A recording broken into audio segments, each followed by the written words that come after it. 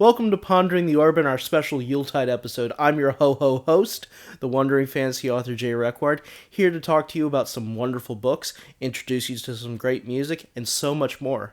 Please check out all the links in the description and subscribe to the channel. Now on to our show.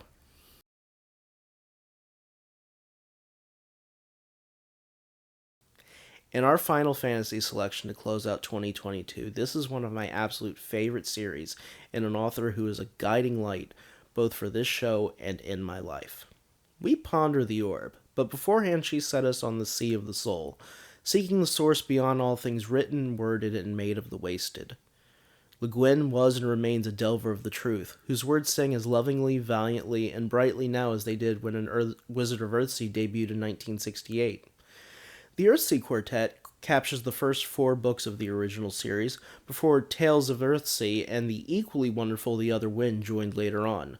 But starting with A Wizard of Earthsea in 1968, The Tombs of Atuan in 1971, The Farthest Shore in 1972, and my absolute favorite, Tehanu in 1990, these remain absolute musts for any reader of fantasy. These are 4 of the absolute greatest works of the genre ever to be put to page, and have been awarded so because of their absolute quality of voice, character, world building, and the sheer brilliance of Le Guin's language. Le Guin was more than a master of this genre. She was and remains the magic behind the best of what fantasy can be. If you are wondering what to spend that Amazon gift card on this holiday season, do yourself a gigantic favor and go and read the EARTHSEA Quartet by Ursula Le Guin. A Wizard of Earthsea by Ursula Le Guin.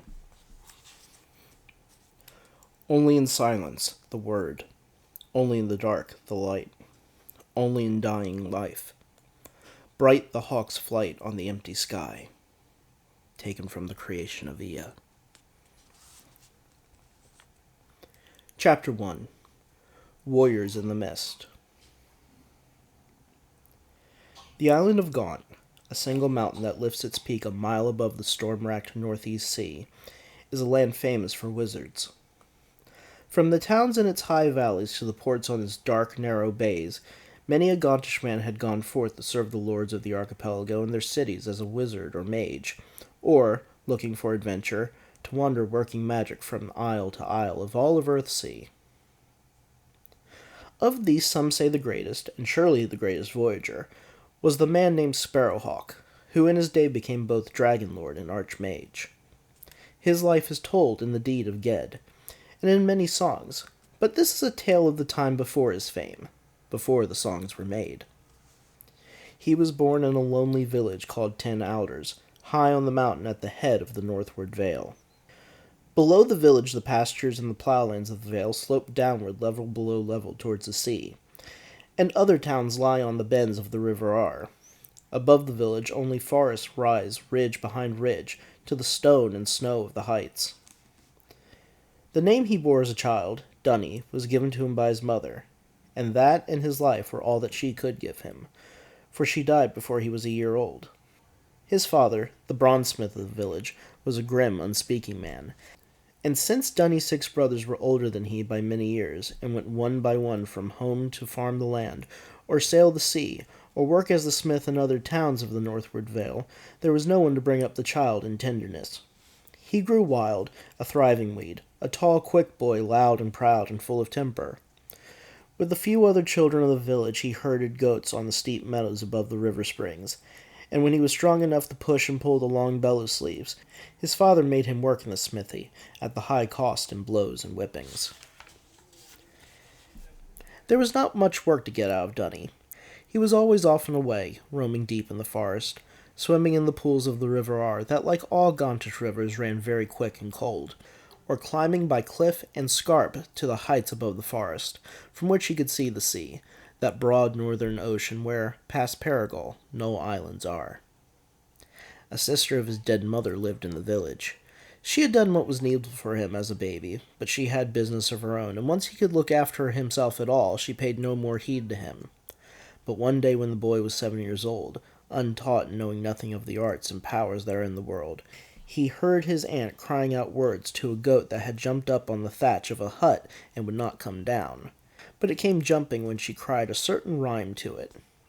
Next day, herding the long-haired goats on the meadows of Highfall, Dunny shouted to them the words he had heard, not knowing their use or meaning, or what kind of words they were. Noth heareth mock man, Hillock hath mirth han. He yelled the rhyme out loud, and the goats came to him. They came very quickly, all of them together, not making any sound. They looked at him out of the dark slot in their yellow eyes. Dunny laughed and shouted it again, the rhyme that gave him power over the goats. They came closer, crowding and pushing around him. All at once he felt afraid of their thick, rigid horns, and their strange eyes, and their strange silence. He tried to get free of them and to run away. The goats ran with him, keeping in a knot around him. And so they came charging down into the village at last, all the goats going huddled together as if by a rope that were pulled tight around them, and the boy in the midst of them weeping and bellowing. Villagers ran from their house to swear at the goats and laugh at the boy. Among them was the boy's aunt, who did not laugh. She said a word to the goats, and the beasts began to bleat and browse in wonder, freed from the spell. "Come with me," she said to Dunny. She took him into her hut where she lived alone. She let no child enter there usually, and children feared the place. It was low and dusky, windowless, fragrant with herbs that hung drying from the crosspole of the roof, mint and molly and thyme, yarrow and the rushwash and the paramal, kingsfoil, clovenfoot, tansy and bay. There his aunt sat cross-legged by the fire pit, and looking sidelong at the boy through the tangles of her black hair, she asked him what he had said to the goats, and if he knew what the rhyme was. When she found out he knew nothing, and yet had spellbound the goats to come to him and follow him, then she saw that he must have in him the makings of power. As her sister's son, he had been nothing to her, but now she looked at him with a new eye. She praised him, and told him that she might teach him rhymes he would like better, such as the word that makes a snail look out of its shell, or the name that calls a falcon down from the sky. "Aye, teach me that name," he said, being clear over the fright the goats had given him, and puffed up with her praise to his cleverness. The witch said to him, "You shall not ever tell that word to the other children, if I teach it to you. I promise." She smiled at his ready ignorance. "Well and good, but I will bind your promise. Your tongue will be stilled until I choose to unbind it, and even then, though you can speak, you will not be able to speak the word I teach you where another person can hear it. We must keep the secrets of our craft." "Good," said the boy, for he had no wish to tell his secret to his playmates, liking to know and do what they knew not and could not. He sat still while his aunt bound back her uncombed hair, and knotted the belt of her dress, and again sat cross-legged, throwing handfuls of leaves into the fire pit, so that smoke spread and filled the darkness of the hut. She began to sing. Her voice changed sometimes to low or high, as if another voice sang through her. And the singing went on until the boy did not know if he waked or slept. And all the while the witch's old black dog that never barked sat by him with eyes red from the smoke. Then the witch spoke to Dunny in a tongue he did not understand, and make him say with her certain rhymes and words until the enchantment came on him and held him still. "Speak," she said to test the spell. The boy could not speak, but he laughed. Then his aunt was a little afraid of his strength, for this was as strong a spell as she knew how to weave. For she had not only tried to gain control of his speech and silence, but to bind him at the same time to her service in the craft of sorcery. Yet even as the spell bound him, he had laughed. She said nothing. She threw clear water on the fire till the smoke cleared away, and gave the boy the water again to drink. And when the air was clear, and he could speak again, she taught him the true name of the falcon, to which the falcon must come. This was Dunny's first step on the way he was to follow all his life, the way of magery, the way that led him at last to hunt a shadow over land and sea to the lightless coasts of Death's kingdom. But in those first steps along the way, it seemed a broad, bright road. So we are starting a tradition here on Pondering the Orb. Without a doubt, we would not be able to speak of epic fantasy without one of its primary fathers, John Ronald Reuel Tolkien. Beginning in 1920, Tolkien wrote a series of letters addressed to his children and grandchildren, taking on the role of Father Christmas, and includes such memorable characters as Northern Polar Bear, adventuring around the climes of the North Pole and every so often, battling goblins. From here until Pondering the Orb ends, I will be reading from the Father Christmas letters every December. These may have served as the seeds for so many wonderful things about the Lord of the Rings and Middle-earth, but more importantly, they demonstrate a love of a parent for their children. I don't know if the show keeps going long enough to cover all these letters, but I hope so. But more than anything, I want the show to shine a light on children's literature, especially in fantasy, because there are so many great books by so many great authors out there. Our little ones need stories. If you like this video, maybe you might play it for yours. Children need to hear stories of them being valued. So without further ado, and a happy Christmas to all, these are the Father Christmas letters by J.R.R. Tolkien. Letters from Father Christmas by J.R.R. Tolkien. Christmas House, North Pole, 22nd of December, 1920. Dear John, I heard you ask Daddy what I was like and where I lived. I have drawn me and my house for you. Take care of the picture. I'm just off now for Oxford with my bundle of toys. Some for you. Hope I shall arrive in time. The snow is very thick at the North Pole tonight. Your loving Father Christmas. When the first episode of the show debuted, I focused on the personal practice of meditation, something I constantly avail myself in trying to make it through the brambles along this journey. Meditation is not just a skill for adults, however. From the earliest ages, we can teach our children to breathe and find calm in the midst of their most formative time. And it's even better when it comes in the form of fantasy. Bedtime Stories for Kids by Olivia Collins provides just that, with 73 stories for various age groups focused on finding calm, with intriguing characters ranging from whimsical fairies and animals to tried and true tales of children and adults interacting with the magical in peaceful, healing ways. This is a great book for little ones of all ages and a great bedtime read. Let's meditate for a moment with Olivia Collins and Bedtime Stories for Kids with a tale just in time for the holidays. Bedtime Stories for Kids by Olivia Collins. Chapter 26. A Trip to Santa Claus's Home. My dear friend, today is a special day, perhaps the most special of all. We have received an invitation to go to the North Pole. It does not happen very often. Santa Claus is very selective about the people he allows to go to his home. That means you have been a very good, kind, and virtuous child this year. What a joy it gives me to be your friend! Visiting that awesome cold place will be incredible because we will see reindeer, elves, and the Christmas factory. It will be exciting. I know we will have a great time together. However, before we begin, I want to make sure your mind is relaxed to travel more easily to the North Pole. I want you to remember all the beautiful moments you have ever lived. Think of the day you went to eat ice cream with your parents and had a great time.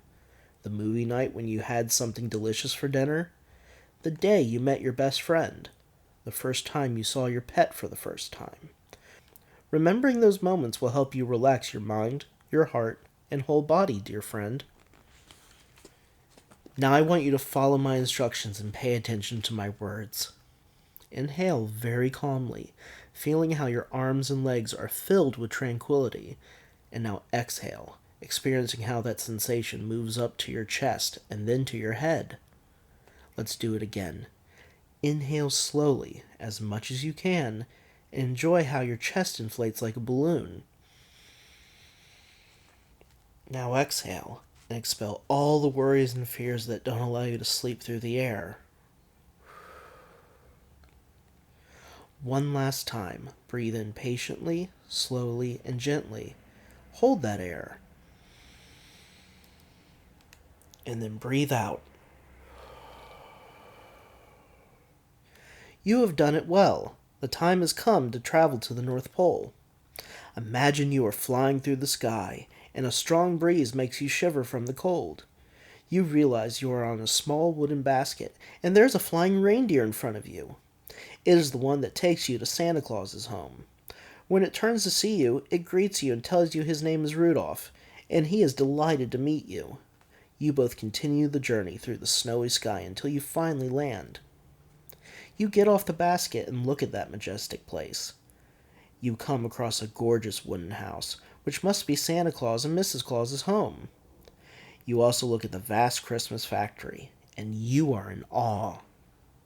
You are in a magical place, and that makes you smile from ear to ear. All the goblins leave the factory to greet you, along with the rest of the reindeer. They welcome you with a warm hug, but you feel nervous because you hear heavy footsteps inside the factory. Santa Claus walks out, and you run toward him.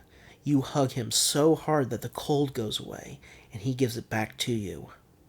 The great Santa Claus explains that you got here today because you have been a good kid. Then he reaches into his pocket and takes out a small, luminous sphere.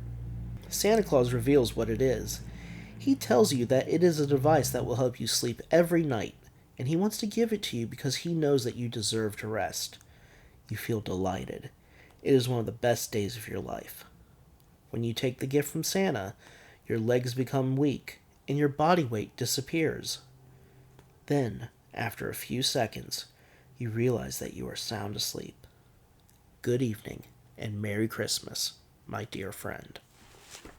Hey, looking for some more great epic fantasy to finish out the holiday season? Author Rebecca Gomez-Farrell and Meerkat Press bring you 2 jam-packed action fantasy adventures. Return to Mendua and Lanceret in a thrill ride full of intrigue and suspense. Read Wings Unfurled by Rebecca Gomez-Farrell and pick up the first book in the Wings Rising series from Meerkat Press, Wings Unseen. Both are available now.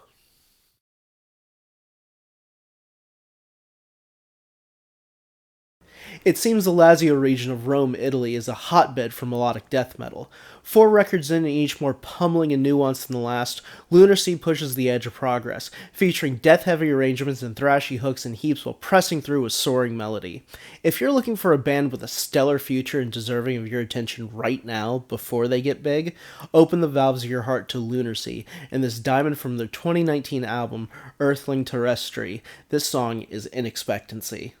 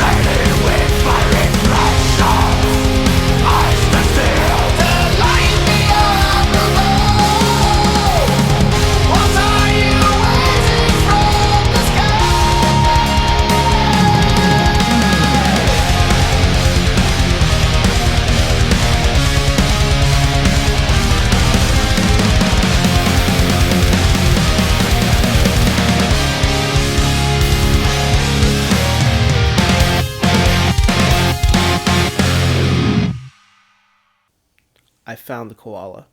I know why he is smiling, and what he knows.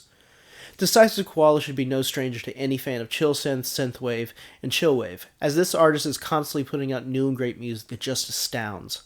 Finally, together with a great collective in Stratford Road, one of my favorite composers has released his 2022 album Polarity, just in time to ring in a wonderful new year.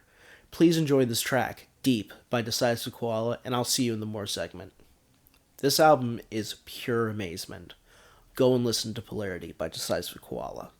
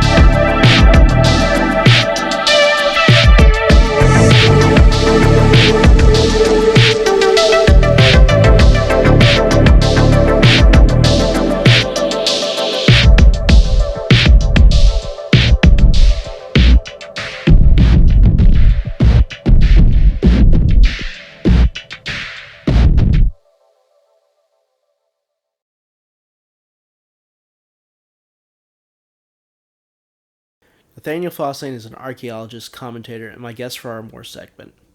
The host of Nathanael Fosaaen on YouTube, he is kind enough to join us to talk about his work, how archaeology and world building have interplay in the writing of fantasy, the pre-colonial societies of the Eastern Woodlands of North America, whether or not he uses a whip daily, and we share in our common love for melodic death metal. Please enjoy. Hey everybody, welcome to another episode of Pondering the Orb. Of course, it's me, the wandering fantasy author Jay Requard, and with me today is my guest, Nathanael Fosaaen, the host of the popular YouTube channel Nathanael Fosaaen. He is also a professional archaeologist who has come here today to talk to us about archaeology, world building, the Eastern Woodlands of the United States, and of course, melodic death metal, and so much more. How are you doing today, Nate? Doing great. Fantastic. Thank you so much for joining me. Thanks for having me.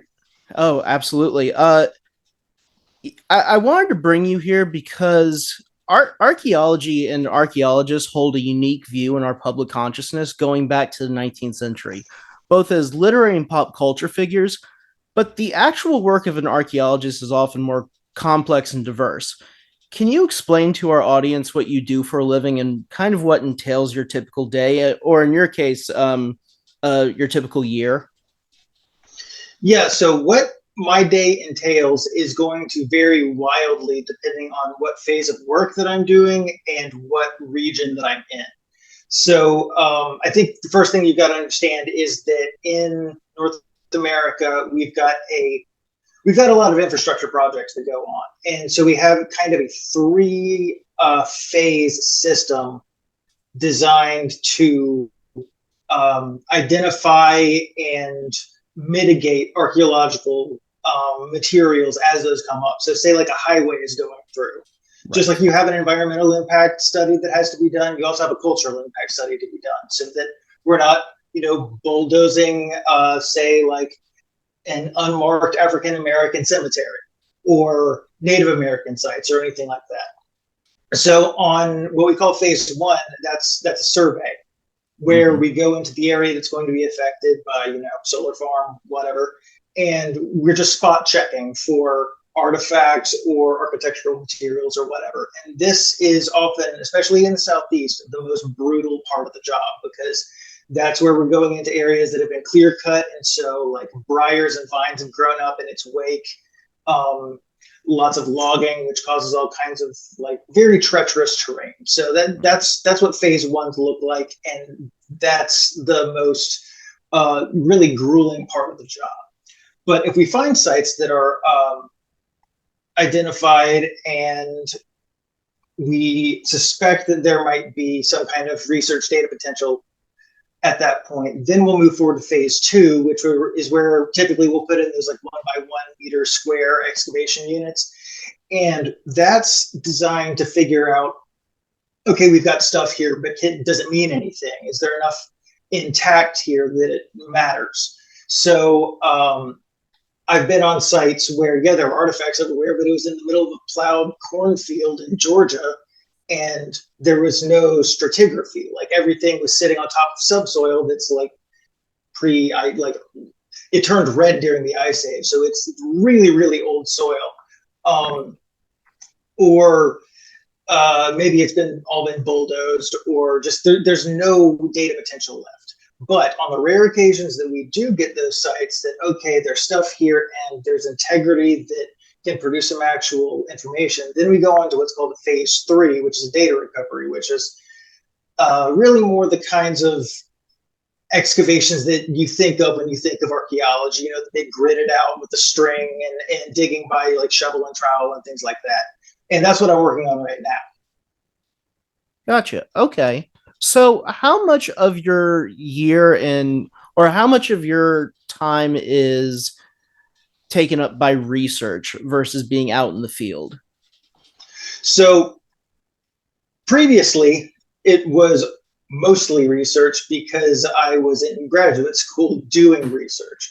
Right. But I'm very much a dirt archaeologist. I like to be doing the excavating. That is my favorite thing to be doing. So I really prefer to spend most of my time doing that kind of data collection and making sure that it's done really, really right. Because we actually have like everybody else, we have a huge labor shortage right now. And the people who are doing the field work are the discrepancy between the number of people who have a lot of good field experience and really know their job and the newcomers is offset in ways that I haven't seen before. So I really see my place as being more in the field, getting that job done, to the highest quality standard as possible. Right.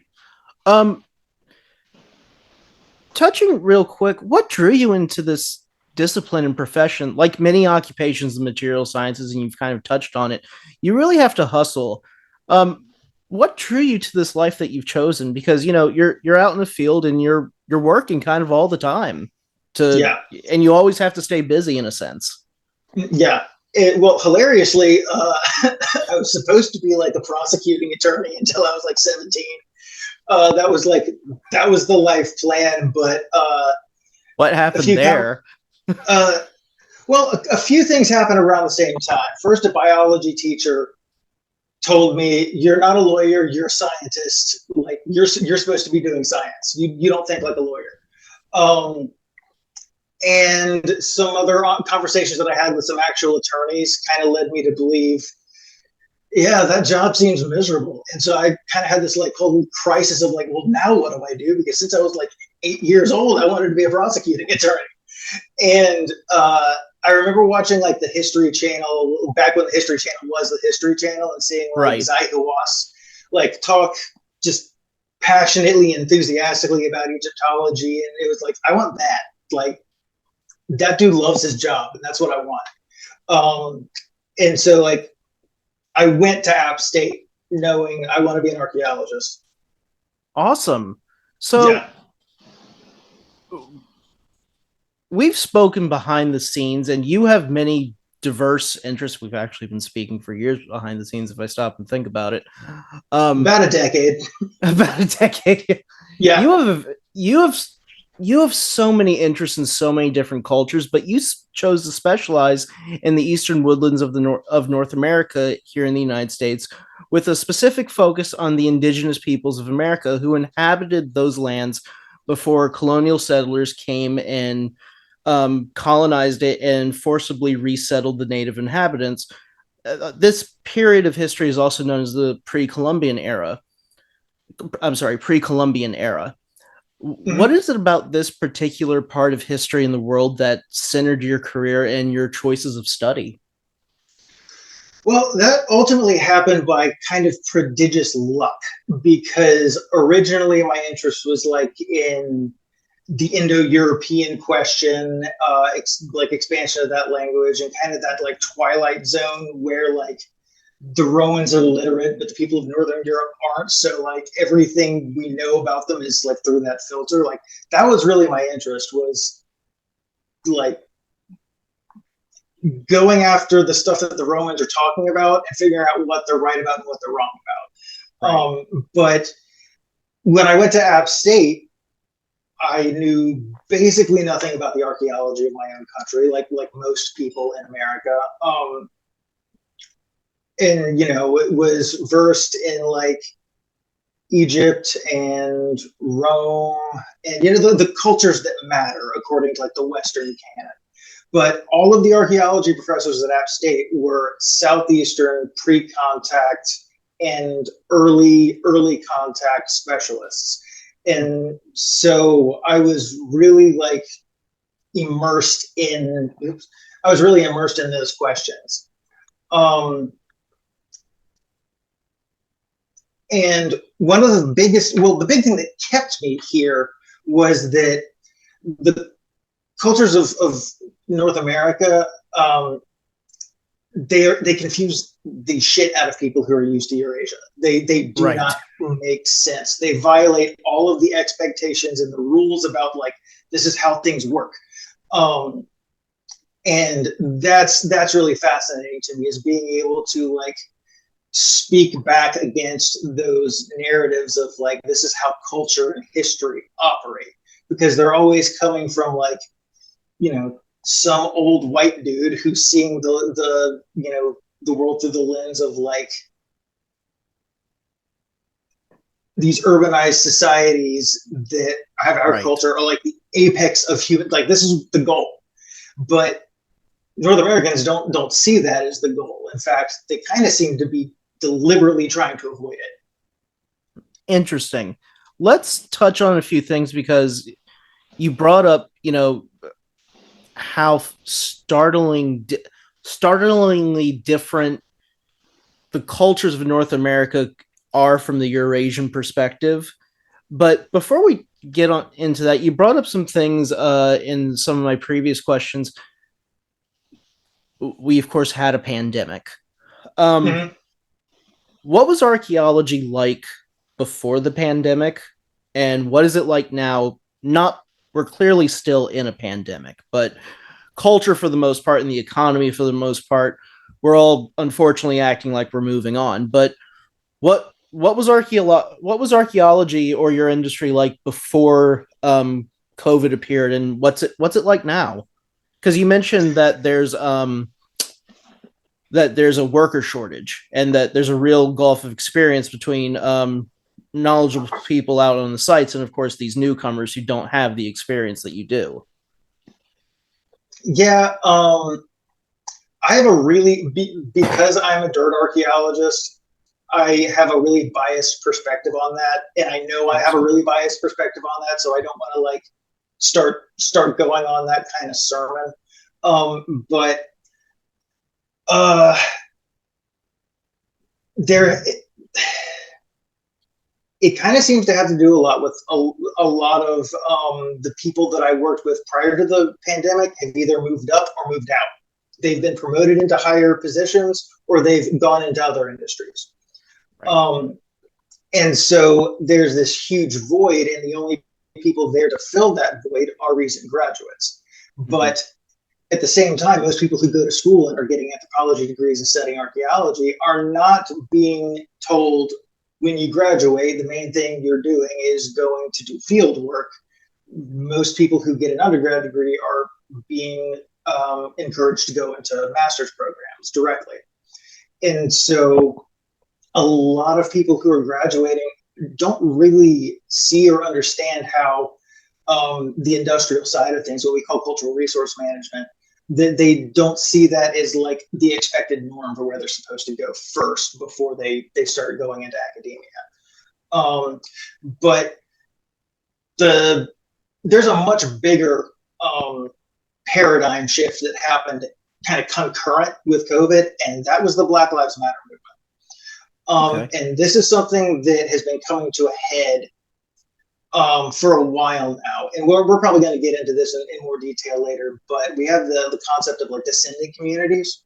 Mm-hmm. And how archaeology has historically been very an extractive discipline, right? We go into these sites and we take all these things and we put them in museums or put them in university collections, and we analyze them, and then we write these reports and papers that 14 people will ever read.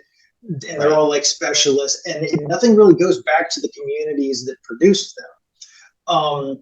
And so trying to reframe these relationships between what we do as archaeologists and make it less of an extractive practice and more of a collaborative and like kind of supportive practice, and having this be a relationship between communities rather than just us doing our research and that's the only important thing. Right. That is the biggest paradigm shift that has come from this time around COVID. Okay. We will touch on that in a bit, but I invited you here because one of the focuses of this show is, of course, fantasy, which requires a deep understanding of world building. World building to me is best informed by the actual past, which sometimes seems more fantastical and distinct than the manufactured realities writers like me and creators tend to produce on the page, in the year, or on screen. One area that many fantasists involve themselves in is the topic of civilization. But you produced a great YouTube video on how that notion of civilization is a false one, entitled "Civilization is Meaningless." So getting into world building, would you expand on this idea a little bit of why civilization is meaningless? Yes, I'm always happy to go on this rant. It's my favorite rant. Awesome. So the idea of civilization is ultimately, as you will know, based on the concept of the city, the urban center. That is what civilization etymologically is talking about. Right. So we're talking about like cities with centralized governments and bureaucracies and things like that. So calling most cultures around the world civilizations is by definition incorrect, because they don't live in cities. So right. They're just not. So like Mary Vellante, who you're familiar with, she wrote this whole book about how like Ireland did not have urban centers. They had monasteries, but they didn't have true cities until the Vikings showed up and created these urban centers to start extracting resources and slaves and so on to send them to go back. So prior to that, the Irish had a very different, socio-political and economic settlement system. So there's an archaeologist named V. Gordon Childs who had like a list, like a checklist of attributes that a culture had to have in order to be considered a civilization. And right up there at the top, you've got things like they have urban centers and craft specialization and literacy and agriculture and social inequality. And these public works projects and so on. And there's some cool things on that list. I dig literacy. I think that's cool. That's a good thing. Domesticated plants and animals, also fantastic. I love pulled pork and collard greens. Yeah. But who doesn't love pulled pork and collard greens? Degenerates. But or I of course some people have religious or ethical concerns revolving around the consumption of pork, and I'm not shitting on that. Right. But anyway, so under this paradigm, if you check all these boxes, you're civilized, and that's the problem. Is that if you don't check these boxes, then you're uncivilized, and if you're missing a bunch of the boxes, you're a savage, and that's the problem. Uncivilized has never been a benign descriptive term for people who don't live in cities. The whole concept was designed from the beginning to reinforce the idea that certain people are civilized and certain others aren't. And the people that were making the rules were in the process of committing multiple genocides on people who didn't check off enough boxes. So archaeologically, we're seeing more and more that people who don't fit the civilization mold have incredibly high standards of living, and they're very sophisticated. And they have mechanisms for avoiding or suppressing extreme social inequalities. And they'll have, very developed and complex technological traditions and artistic traditions, monumentality, justice, ecology, philosophy. And there have been attempts to rehabilitate the concept of civilization, but the discipline, certainly in North America, has kind of gone away from even using the term except as like a colloquialism, but we don't really think in terms of civilizations anymore. Europe arguably has not gotten on board with this yet. I still hear a lot of discussion of like these civilizations and the emergence of civilization, but really what that's doing is valorizing the Western way or the Eurasian way at the expense of everybody else's way of living. So just to kind of put a button on this point, there's the idea that like civilizations have the whole checklist, right? And there are no boxes that civilizations don't check. But if we were to, what if we were to add things like forestry or ecology to the equations? Because here in the Eastern Woodlands, we have one of the most advanced and longstanding forestry and ecology traditions in the world. But those boxes do not appear on the list because the people making the list were a bunch of monoculture agriculturalists from Europe. Right. So, first, great answer. This gives us plenty of places to jump off into more discussion about world building. So, I think you made a really great distinction between civilization and, to a certain extent, society, and that these are two really different things. And in some ways, society might be a better definition of what we can look at in terms of defining communities, especially from a in terms of pre-industrial settings, which a lot of fantasy kind of tries to mix. A lot of fantasy has a lot of like big urban developed cities. And then of course you get out into the boonies, which is kind of like the farmlands and the wilderness. And if you go, of course, always north enough or south enough, that's where the barbarians are. But always, when you are unearthing culture and you are unearthing societies of the past, what is the most I'm trying to phrase this the right way. What's the most lingering thing that you find that tells you a group of people existed here? Like, what's the thing that most pre-industrial civilizations would possibly leave behind that's kind of common, if there is such a thing, that we should think about first in terms of building and material realities? So the starting point, your substrate. Yes. I think needs to always be landscape, because your landscape is going to determine, you know, what plants and animals live there. And that's like almost thinking about this in terms of like Marxian terms, like what's your economic base? Yes. What are people eating? How does what they're eating differ from what other people are eating?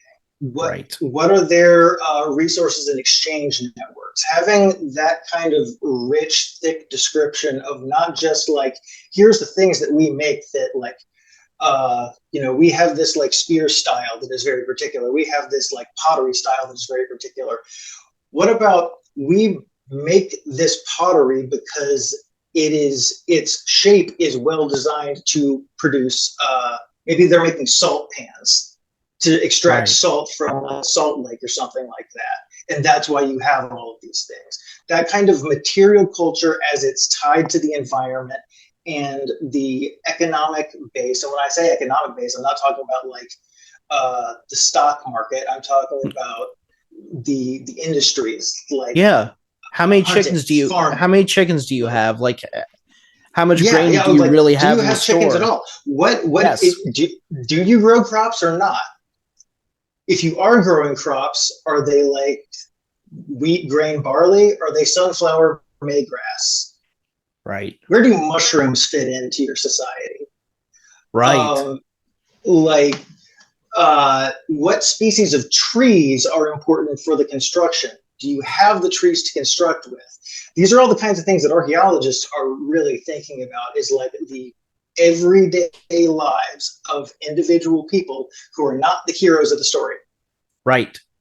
And that's so important, because usually the heroes of the story, and especially tales that are told today, arise from kind of this underclass, because traditionally fantasy was always written and dominated by white dudes. So they were always kind of reflecting this kind of monarchical, paternalistic view of the world.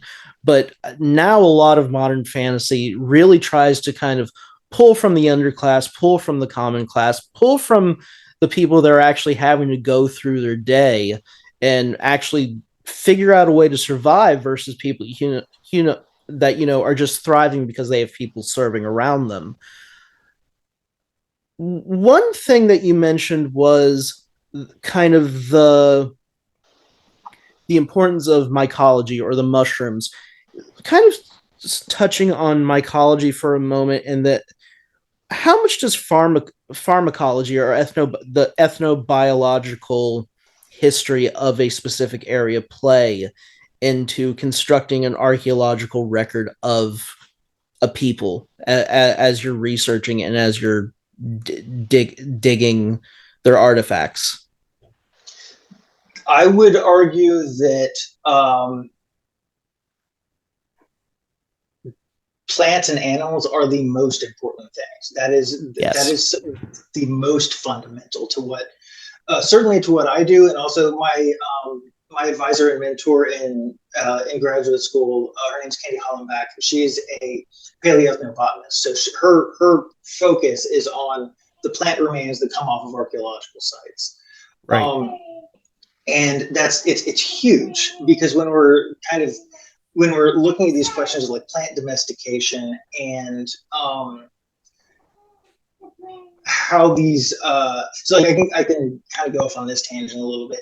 Beans are really weird because they are first domesticated down kind of in the Southwest, and then they shoot north up into the Great Lakes, but they don't come down into the Southeast until much later, like really late. I forget exactly when, because I deal with the archaic, and that is much later than me. But corn and squash come in much earlier to the Southeast than the beans do, where everywhere else they moved as a tripartite package.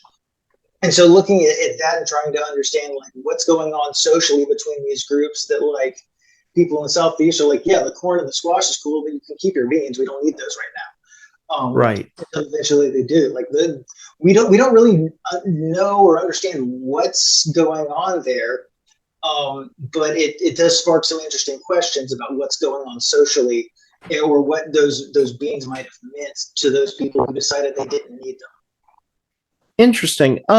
You brought up the importance of animals, and I'm actually working on a blog right now on quote unquote Jay's 10 rules of world building. And actually, the first rule is actually respect the land that you're building your setting on, because that really does define things. And one of the things that I notice in fantasy that often gets left out, um, unless you're George R. R. Martin, who somehow has a lot of animals in his work, you're usually consigned to like magical beasts and horses, maybe sometimes a dog or rats or something like that. But is there an animal that everyone tries to make the dog as having this huge impact on kind of the sociological and kind of cultural evolution of humans in a way? But is there an animal in your mind that you think probably makes a greater impact on the development of human societies? Is it Ooh. like the cow, chicken? Like, was there something that we domesticated early on, or? First, I'll say that I mean, trying to create this kind of hierarchy of this is the most important and this is the next right. important. It's kind of a weird way of thinking about things, because you kind of have these networks of plant and animal and mineral resources that are working together. And so if once you have this kind of web of the horse, the cow, the sheep, and the goat, then you've got something really interesting that happens, because you have people out on the Eurasian steppe who get all of these, and then they're able to build carts with wheels, and now they can go everywhere. Right. And if you know anything about the Eurasian steppe, it's a grassland. It is for human purposes very resource poor. But once we have this network of the horse, the wheel, and the livestock, we can go anywhere across that steppe, and those animals are turning that useless grass into useful products. Right. Milk and dairy products. Blood is a big food resource for a lot of pastoralists out there. Leather and bone and horn and meat is almost secondary, because is almost an afterthought, because all of these secondary resources that don't require the killing of the animal, or are byproducts of the animal dying anyway, are so much more important. So if you have to say like one animal, the dog, but if you want to talk about like a suite of animals that are being used in conjunction with each other, that's where things start to get really complicated and interesting. See, but that's great, because I don't think a lot of authors actually think about it this way, in terms of there being a larger network of animals. Like I said, we're really kind of animal poor in terms of the things that we put on the page or on the screen. One thing, however, that I think that you brought up was kind of the dietary aspect of how societies progress, how societies found and build themselves. Is there there's a lot of blogs and YouTube channels out there that try to look at like ancient food and ancient recipes and try to recreate a lot of these dishes. And they're fun shows, and all the power to them. I think what they're doing is important from the historical perspective, trying to recreate. And they're cool things. As hell. Like Townsend's, for instance, is based on really good historical data, and that channel is fantastic. Townsend's is such a good channel. It's a great channel, yeah. But I think with recent dietary trends like the paleo diet, which is of course supposed to be based off hunter-gatherers, I think there's kind of a misunderstanding about the dietary past of pre-industrial societies. Could you speak for a moment, and maybe if you would touch on your specialization, what's the biggest thing that people wouldn't expect when it comes to food in the pre-industrialized past? Oh man, there's so much, and all it is all very historically and contextually uh, diverse. Um, so what I mean by that is like when you are living on, say, the Eurasian steppe prior to the introduction of all of those animal domesticates, Right. you are restricted to the river valleys because that's where the non-grasses are growing and that's where the animals are. So that's kind of the only thing that you can do there. If you are living in an area like the Pacific Northwest, you have these cultures that are really intensively salmon fishing, smoking all of it, and caching it in almost like root cellars. Mm-hmm. And they're doing this for thousands of years, and that's like their food stock. That's so much of what they eat. So they're not eating a whole lot of plant foods. There's like small greens and stuff, but we're talking about very northern climates where for 6 months out of the year you don't have plant resources. You got some berries here, you got some roots there, but it's very meat resource rich and very plant resource poor, or plant resource unreliable and unpredictable. So like your latitude actually has a big influence on what your food norms are going to be. The one that always trips people out that I think especially people who are accustomed to today's food are just unaware of is how big of a deal the acorn was as a food staple. Yeah. Because if you take acorns and try to eat them raw, they're full of these tannins that will make you sick. But you can, with running water, you can leach those tannins out and grind those acorns into a flour, and it's a one-to-one replacement with cornmeal. You can make acorn bread the same way you would make cornbread. And when the Spanish were first kind of coming into North Carolina, they had this kind of weird relationship with, I believe it was the Cherokee. I might be wrong about that. Where like the Cherokee were kind of conscripted to be their suppliers for food, and they were bringing them lots of acorn-based dishes, and the Spanish were really weirded out by it because like those are acorns, that's not food as far as they were concerned.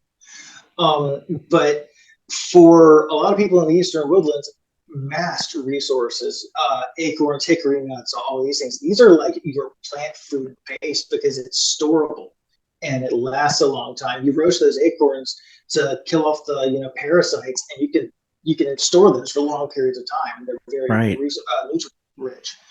So that's one that I don't think a lot of people think about is this. I think it's called Balena culture. The cultivation, not the it's not that they're orchards, but the encouragement of mass producing trees as intended food resources.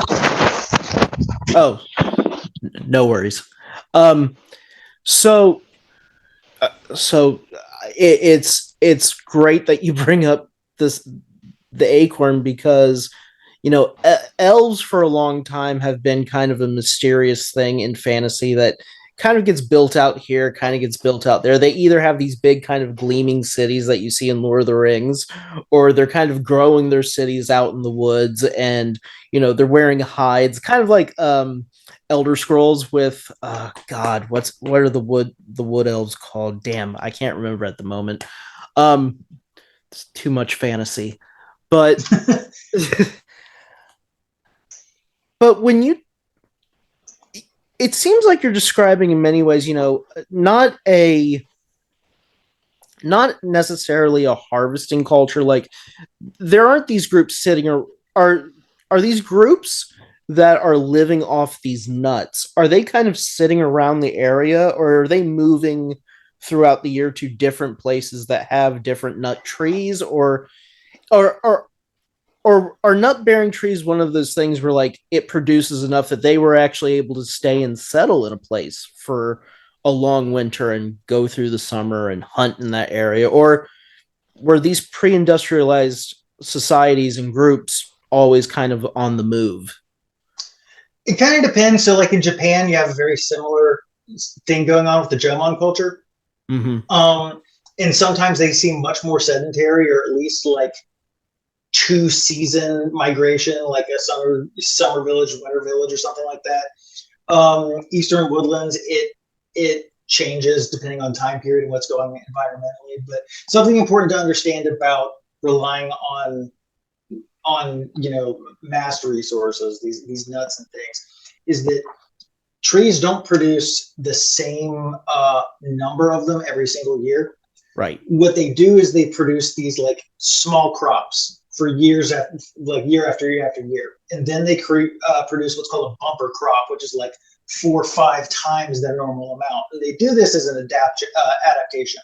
So if they produced the same number every year, then the squirrel population would rise up to be able to exploit that amount. So if you have this one bumper crop year, your squirrel population is still down here, and they can't harvest everything anymore. Right. So it's a mechanism of actually being able to successfully, for the trees to be able to successfully reproduce without being completely harvested by the local squirrel population.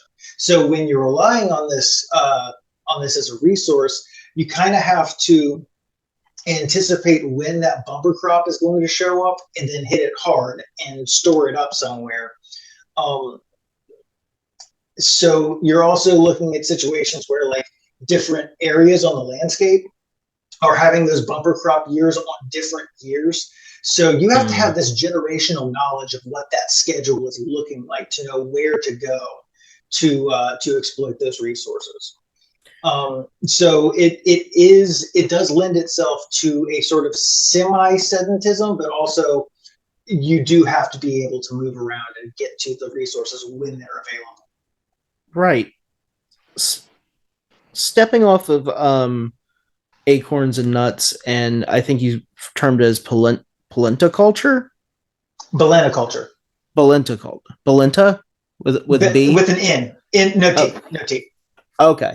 Thank you. I'm going to have to, I'll look up the actual spelling of that word, and you can like put it as a subtitle or something. Because I've read it a billion times and have said it out loud, I don't think ever before. Right. Thank you. But kind of jumping off that for a bit into the area of meat, one thing in world building that fantasy tends to do is like they always down a deer or kill a rabbit or fish something out of the stream or the lake, and they just kind of eat. What is carnivorous diet? What are quote unquote carnivore diets like in pre-industrial societies? And what, I think that there's clearly a difference in what our diets consisted of in pre-agrarian times and post-agrarian times. And I have to imagine that there was a transformation in how meat tasted and looked and the quality of it pre-agrarian versus post-agrarian. I have to imagine that that probably shows up in the archaeological record someplace.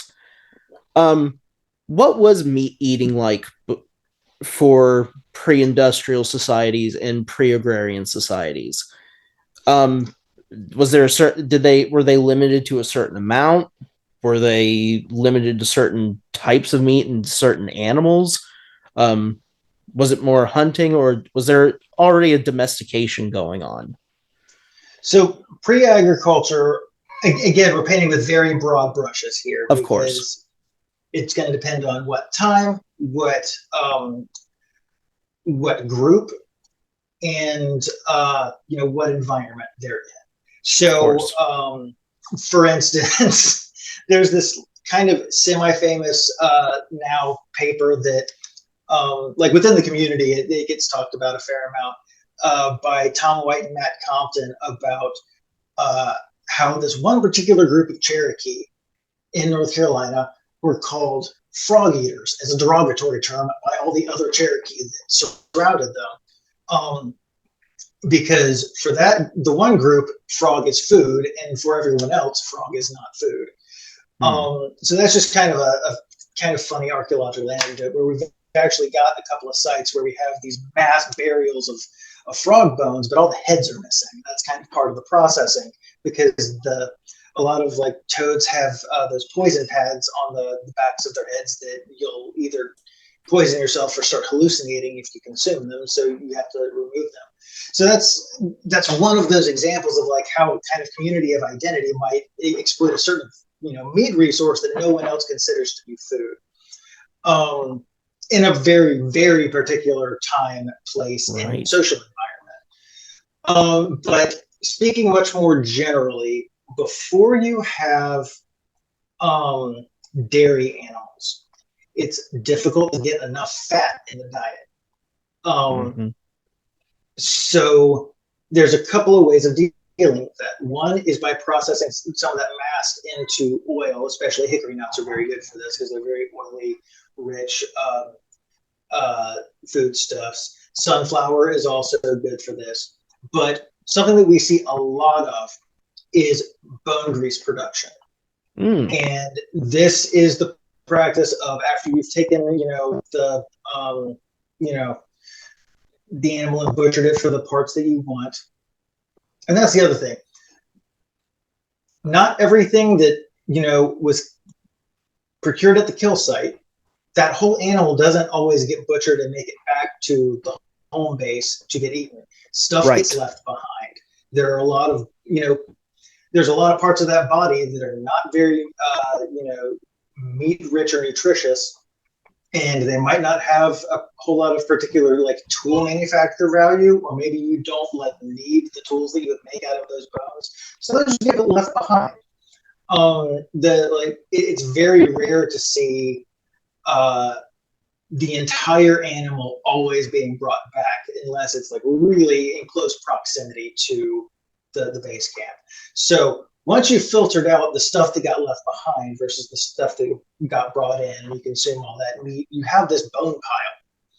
And what we see in a lot of foraging societies, hunter-gatherer groups, is that for a major move, those bones get crushed up into small pieces and boiled out for that bone grease, and it kind of congeals on the top. Almost like when you make beef stew or whatever, and you throw that in the fridge, and you get that grease that congeals on top. Well, you can take that and collect it, and that's a portable food resource that can then be used as an additive or a cooking oil or what have you. And this is something that is not most people who are not archaeologists are not aware of this, because we all have access to dairy now and we don't have to do this. But before dairying, this kind of really extreme exploitation of within bone nutrients, the marrow and the bone grease, is something that's fairly normal. And we see evidence of this on archaeological sites across the Southeast all the time. It's everywhere. So is there any other food that you think would surprise people that shows up in archaeological sites that we would not be expecting? There's especially in your area here in the Southeast of North America. There's a site in Huntsville, Alabama called the William Spring site that I worked on, where they are very clearly eating tons of snails, tons of them. Snails, Yeah, and we think what they're doing is they're making like a broth out of them, or like a stock out of them, because this is after ceramic becomes commonplace. We've got potsherds all over the place, so it looks like they're making like snail soups out of it, and then they're pitching the shells afterwards, and so we have these pits that are full of snail shells that are. A lot of them are aquatic species, so they're pulling them out of the creeks. They're not like land snails that have crawled in. They're very deliberately collected. So that's another interesting one. We see things like in the Southeast, squirrel is really common, which that's what you teach kids how to hunt first, because they're small and they're not dangerous. You're not going to piss one off and have it attack you and do any real damage. Not unless you're in New York. I gotta tell you, the squirrels up here in New York are savages. Not to paint with the broad brush, but every single squirrel is on cocaine somehow. Yes. But I mean, if you're like a 10-year-old kid and you try to like shoot a deer and you don't kill it and you approach it, that deer can do damage to that kid. The same Terrible cannot be said of damage. a squirrel. Right. So one thing that you brought up with the snails is the creation of broth, and that gets into the discussion of water. I want to touch on two things when it comes to water management by pre-industrial and pre-agrarian societies. First, you and I are both fans of beer and brewing culture and the history of brewing. How prevalent is fermentation and actually turning food resources into alcohol, both to preserve and also to drink? And how readily accessible is clean water for most pre-agrarian civilizations? Because fantasy tries to paint it two ways. Either you can go out and drink from a creek and you don't have to worry about a single thing ever happening to you, or it's a grim, dark setting, and if you drink the water, of course, you're going to shit for 5 weeks. I have to imagine that there has to be a medium somewhere, and that pre-agrarian, pre-industrial societies had to be able to negotiate these sorts of hurdles when it came to finding clean, potable water to drink. Sure. So the area that I'm in Arkansas right now has natural springs everywhere that have all been like ground filtered. So, and we like every site that I've excavated in Northwest Arkansas has been associated with some kind of spring-fed water source. All of them. The first site was called Spring Creek. But the other two since then have also been very closely associated with these very clear, fresh, like spring waters. And that's part of what draws people to a place. You talk about places like Southern Appalachia, where it's a very similar scenario. It's a karst limestone environment. So you have water sources that are coming out fresh and clean and pure. The Tennessee River is no longer, I wouldn't take a nice long hard pull of Tennessee River water at this point, but that has to do with industrial pollution. I don't really know what the situation was prior to, but of course boiling water is a mechanism of purification that's available to basically everybody. If you, even before pottery, you can you can boil water faster by heating up rocks and dropping them in the water, fishing them back out and heating them back up again. That can produce a boil faster than trying to boil it in like a clay pot. Right. And I've seen videos of like indigenous women in California actually doing this with these like scoop sticks and boiling. And it's like an Olympic event watching them do it. It's really cool. Yeah. But so like water purification methods do exist, especially through the most obvious one, which is boiling. But of course, also people are being drawn. Like that's where your sites are, is where there's water. And because these are places where you can live, they're often considered holy places because life is to be found there because the water is pure. Right. So now, as to the question about fermentation, though, because I didn't get to that. Southeastern North America, there's the prevailing idea is that fermentation, we just don't really see it a whole lot. Now, we also don't have a lot of sources of excess sugar other than things like muscadine grapes, blackberries. There's a few fruits like maypops and things like that that are potential candidates. The only thing that I've ever seen, and of course down when you get into Mesoamerica, you got like chicha beer, which is made out of corn. So that is a thing. And yeah, Mesoamerica and South America. But the only time I've ever seen anyone talk about a North American beer of any kind was at Salts Cave, Kentucky, where they are finding these residues on the insides of pots from the early woodland periods of very early pottery that have blackberry and maygrass residues. And I believe it was George Cleland, was arguing that those residues were from the production of a mild alcohol that was used in conjunction with a bunch of other stuff for hallucinatory vision quests in the cave by young men. That's a on my channel I did a whole like playlist on cave archaeology that really focuses on Salt's Caves. If you want to get like a whole deep dive on that question, you can watch that playlist.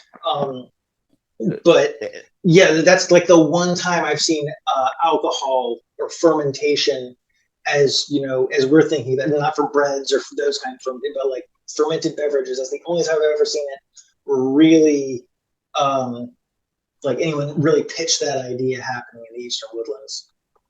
Okay, so you brought it up, and I have to ask it. You brought up hallucinatory vision quests. I have some experience, and I talk about on this show psychedelics. But what is psychedelic culture like? Because I think in some ways, especially when it comes to indigenous communities here in North America, we really kind of mythologize and kind of create this false sense of what vision quests and sweat lodges and taking peyote out in the desert. What these are kind of white pop culture constructions. Mm-hmm. What is actual pharmacological ethnobiology? What is the actual pharmacological use of hallucinogens in these communities? Are they using them purely for spiritual and holistic purposes, or are these young men in the cave drinking you said blackberry juice and maygrass? Maygrass, yeah, it's one of the early hallucinogens in the Eastern Woodlands, like kind of early horticulture. Are they sitting in that cave having some fun? I don't think so, because in all Eastern Woodlands indigenous cultures, caves are especially holy places. They are very spiritually loaded places that you do not go into. You don't go there lightly. If you're going in there, it's for I like to draw the distinction between the sacred and the sacrosanct. So like these are animistic societies, by and large. These are like, even their languages are animistic. They see places as persons in and of themselves in a lot of cases. And this is not coming from my brain. Like, I have had indigenous people tell me this. And so I do not. Caves are especially sacrosanct, though. Like, you might do sacred things all throughout your day anywhere, but like how a cemetery is sacrosanct, you only go to a cemetery to do very particular things. You only go to caves to specifically engage in some kind of something. It's a weighty place. It's hard to describe how the way that they talk about these places, but the most common phrase is these are powerful spaces. And is it similar to Christian mystics in the 14th and 15th centuries often would go to caves, and actually Muhammad actually goes and prays in a cave before he sees Gabriel, who gives him, of course, the revelation of the Quran. Are these caves kind of serving as the same function in terms of those spiritual and religious uses? Like, these are places you go to actually commune with the other world in a sense? Okay. Absolutely. I mean, it's not the only thing that is being done there, but that is that's a big part of the cave art traditions the world over, is like, these are really like seriously powerful spiritual spaces. And part of this has to do with the nature of caves themselves, right? And they put you in a scenario where they're generally below human body temperature. So you're under extended periods of time, you're under a certain amount of like temperature stress. They give you a sense of like sensory deprivation, so that starts to trigger both visual and auditory um, sensations and phenomena, sometimes leading up to things that we would call hallucinations. So they like caves are special places. Right. Whatever like lens you're looking at that through, whether you're seeing that as special for spiritual reasons or for human psychological and biological reasons, either way, they are different from the world above. Oh yeah. Oh, in storytelling, but not even in storytelling, in the real world, caves are used for political purposes. They're used for, I mean, we've been talking about food. Caves have a unspoken but multifunctional use within many of our human societies. It kind of just passes under the radar. Yeah. But in terms of like, and I promise I'll jump off these caves in a second because you have a wonderful YouTube series just digging right into caves that I want people to actually go and watch. And of course, it's linked below in the description. But if caves are considered these kind of sacred places, and you find artifacts inside of them, are these pre-industrial or these pre-Columbian communities, do they throw their things away in these caves as part of kind of a ritual sacrifice, or what is why that does happen? Okay, so I guess the easy question I'm getting to, why do you ultimately start finding things in caves? Because if caves are these sacred places that are sacrosanct, as you say, I think that one of the last things that you would want to do is possibly throw stuff in there and litter it, leave stuff behind. Um, what is the nature of actually these societies leaving things in caves? Like, what are they leaving? Why are they leaving them there? Right. So at Salt's Cave, they are mining medicinal salts, like Epsom salt. So they're going in there for a medicinal resource at certain periods of time. They're also going in there for selenite. It's a mineral that crystal shops sell and things like that. Right. And we think they're grinding that down either for medicine or possibly for paint, for like body paint or pigmentation or something like that. So because this is a mining activity, there are mining tools mm-hmm. in the deep dark places of Salt's Cave, where they're taking out medicine. Right. So that's one reason that we find materials in there. You'll also find the remains of decaying torches in Salt and Mammoth Cave that were used to move through those caves.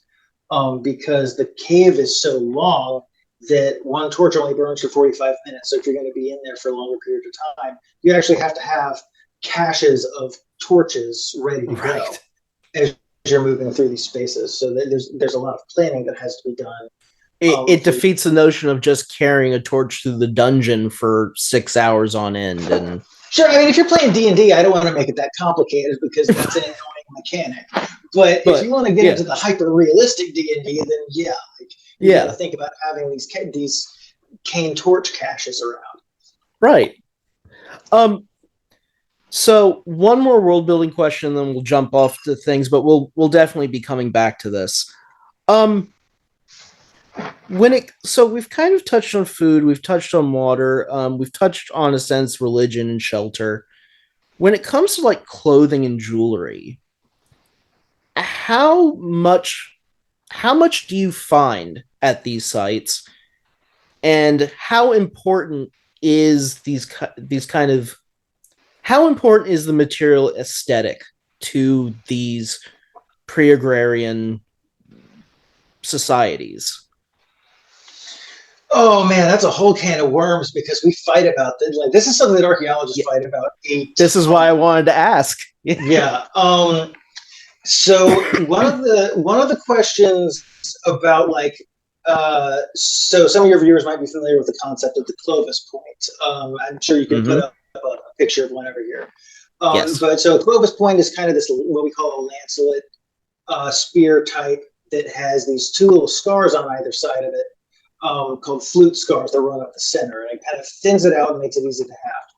Now, there's been a whole, and this continues on into the Folsom and the Cumberland, but it's really pretty much unique to North America, as far as I'm aware.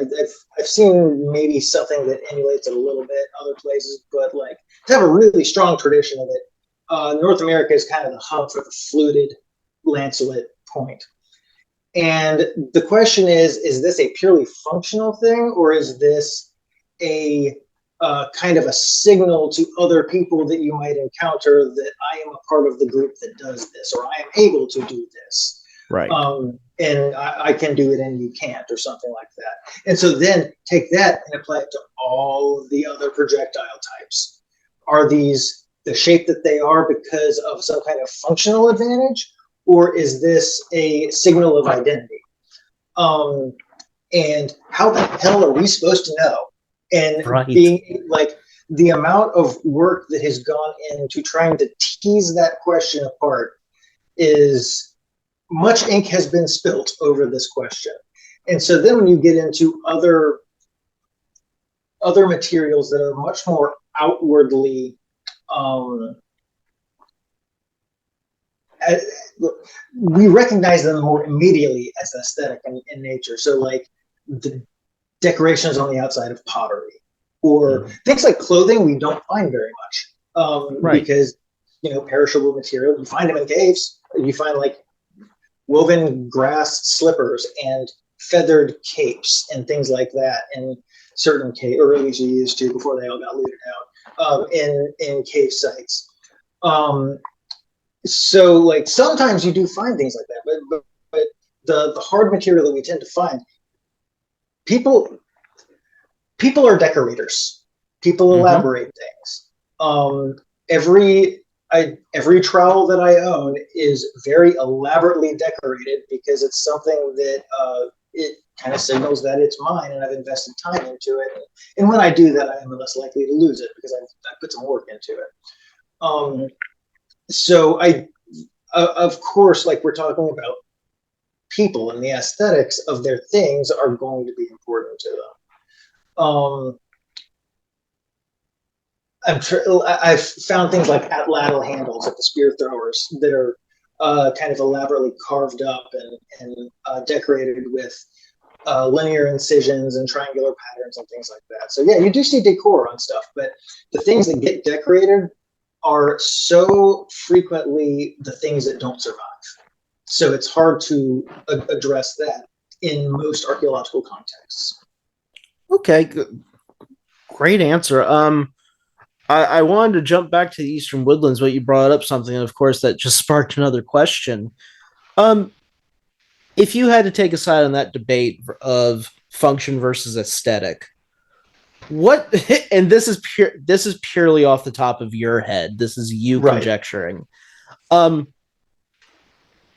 how much do you think that function versus aesthetic played into early pre-agrarian communities, especially here in America? Do you think the survival of this, do you think the situation that they're in, the environment that they have to survive in, do you think that forces people to take a more functional approach, or is there really a time, like, does function and aesthetic go hand in hand, or does function come first and then you get to aesthetic later on? So as a person who uses tools regularly, I think that a tool that does a good job, that like a well-manufactured tool, has an aesthetic quality that appeals to the person who's going to use it. Right. Like the tools that I use are a lot nicer than like the ones that look nicer also tend to work better. Right. And that may be an association that I built in my head where, like, I know that that tool is going to work well, and so it looks good to me. But I think that some of these things are going hand in hand, where the more functional tool is in and of itself has a certain aesthetic quality to it. Great answer and a great perspective. Let's jump back into your specialization. To you, an archaeologist, what is it about the pre-colonized world of the Eastern Woodlands you find so fascinating? And has there been a moment you felt during the unearthing of their past that resonated with you? Has there been a moment yet that you stop and you're like, yeah, this is what I'm doing, and this is amazing? So I think the thing that resonates most is that, like, stubborn refusal of these Eastern Woodlands peoples, that just the refusal to follow Europe's rules. Like, we've got, I come to this with all of these, like, Sid Meier civilization, like, ideas about unilineal progress through various phases of technological development and all this stuff that I know is bullshit, but also has been kind of ingrained, and so I have to remind myself. But they're, like, yelling at me from the archaeological past, that's not how anything works. And so that's always very, very gratifying. Like those things like you need agriculture to generate enough food surplus to be involved in the construction of monuments. Or you need, like, social inequality and hierarchies to start doing things like that. But, like, these indigenous communities are doing all of the things without the agriculture at times, or without the social hierarchy at times. And so that's the rocket sauce. So I have to ask, because I read so much economics, and I'm very much interested in a post-capitalistic world. And in many ways, the world that we had during colonization and post-colonization is the direct product of capitalistic tendencies. But you mentioned these societies beforehand kind of shirking the idea that you need hierarchy and you need social inequality. Can you define what that means? Because I can. I'm an archaeologist. This is what we do. But you pointed out something very important.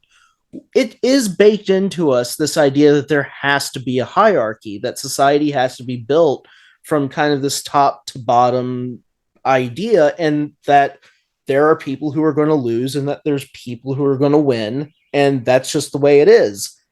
You're describing a society where that may not have been the way it was. How did that work? Yeah. Like, how does this work? So before I get into this, I don't want to start projecting the idea that, like, the Eastern Woodlands pre-colonization was some kind of, like, I don't know, like, kumbaya feminist utopia where, like, no places of warfare never happened. No place is a utopia. Like, want to, like, start there and then work back from that. So, like, people got problems. There are intergroup conflicts that arise.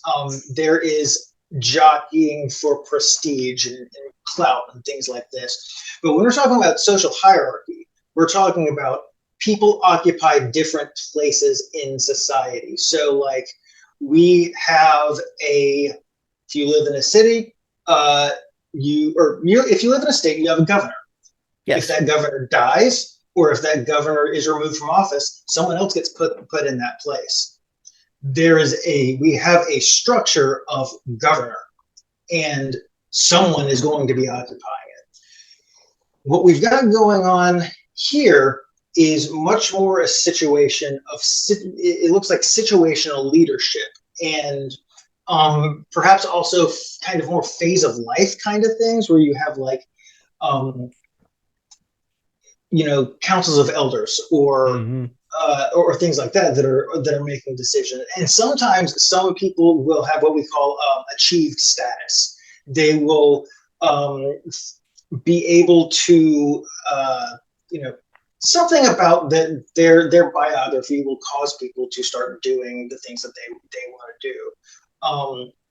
I think of people like Genghis Khan, who's able to mobilize huge numbers of people, but like he kind of took that power on himself and created. That's maybe not the best example, but it's one that people are gonna be familiar with. It's a decent one considering his biography. I'm a little bit of a Genghis Khan fan, not a fan. Yeah. I like it's enthusiast, it's weird. Perhaps. I wouldn't even say enthusiast. Like that could get you into trouble too. I mean, he's an interesting character. Like you don't have to think he was a good dude to be interested in him. I have a scholarly interest in Genghis Khan. We'll put it that way. Fair. But it's very much there is this taking on of power, and there is very much this kind of breaking from tradition in a way. But sure. So sorry, go on. That kind of thing can and does happen. But much more of what we see looks, at least prior to, I guess, the Middle Woodland period, thereabouts, so something like 2,000 years ago, as a ballpark figure, we see much more kind of ascribed status and situational leadership, where, like, okay, you and a bunch of your friends. Let's say you would tell a bunch of your friends, hey, let's have a cookout. Like someone's going to be taking charge of that situation. Right. Like everyone's going to be kind of contributing, and they might all have their roles and like carve out roles for themselves. Like I'm going to be the person who makes the ribs or whatever. But like, there's not a hierarchy there. That's just a bunch of a community of people who want to do a thing. And so they kind of negotiate roles for themselves within the process of accomplishing what it is they want to do. Right. And that's kind of how we see this situation panning out. And we can see this on landscapes. So like if you have social inequality, look at the house layouts. Because the person living at the top of the hill that's overseeing everybody else is in a hierarchical position over all of them. Metaphorically and literally, he can see what they're all doing from his vantage point, or she, right, or that family, or whatever. The way tables are laid out. When you have hierarchies, you have elongated tables where somebody's at the head that can see the open door when people are coming in and out. So they have control over the row. So this kind of like, this is getting really into the weeds of like spatial theory within archaeology and anthropology, but we don't see these kinds of disparities in social placement geographically prior to that. We do start to see those kinds of things as we get on into the Woodland period and then ultimately into Mississippians and other offshoots of the Mississippians later. Okay, so when we think about, you brought up about, I'm sorry, let me start again. At the beginning of this discussion, you brought up the idea that like a society needs to maintain some sort of economic base for them to function and survive. In a state that's lacking, not a state, a society or a grouping that's lacking this sort of rigid hierarchy where they kind of have this more voluntary participation and this kind of more collaboratory, I guess, function in terms of getting something done. What does kind of like, what do things like diplomacy and warfare look like then? Because from the Eurasian perspective, it seems like at least from the Eurasian perspective, it always seems like history is between these two periods of war and peace. And during that period of peace, there's always this huge economic boom. People are developing, people are trading more, people are making connections. And of course, war comes along and kind of stops all that and makes a giant reset. Is that different in the Eastern Woodlands? Like, do they not have wars the way that the Eurasians did, or did they are they able to what's the different sort of outcome that they are able to achieve that Europeans are not, if you could put it in a succinct way better than I? Oh, so that is difficult to talk about for reasons of what I'll call institutional history. Okay. So you have a period early on where everyone talking about these things is really fucking racist, and they are portraying these people as extremely violent. Right. Then you have the backlash to that, where they're basically a bunch of nature hippies. Right. And because people are not really investigating the questions of warfare.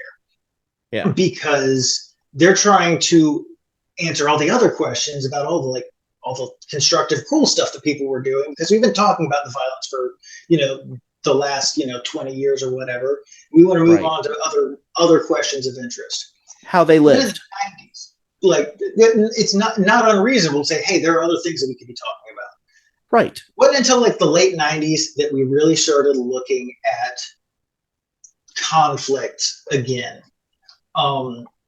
In these situations, and like really starting to pick apart that. So there is literature on it. It's fairly recent, which means it's pretty high quality. But we can't really talk about the battle of this, or of course, this ethnic group versus that ethnic group and how that happened. There's some scenarios where we see,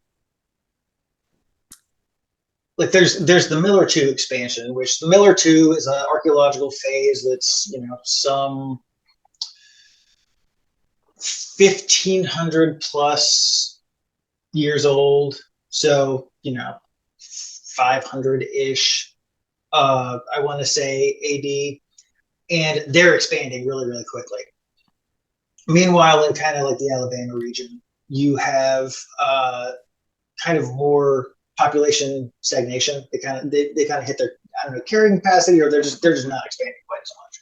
Right. And so there's kind of like a territory conflict going on there. You can also have situations where, like, you have feuding between groups. Somebody killed somebody else, and so there's like institutional retaliation. Like, violence and warfare is part of the human condition and experience. Right. I think one thing that we can talk about is how you have what's called the Hopewell interaction sphere in the Middle Woodland period. That's very lots of like interregional trade going on, very extensive exchange networks going from,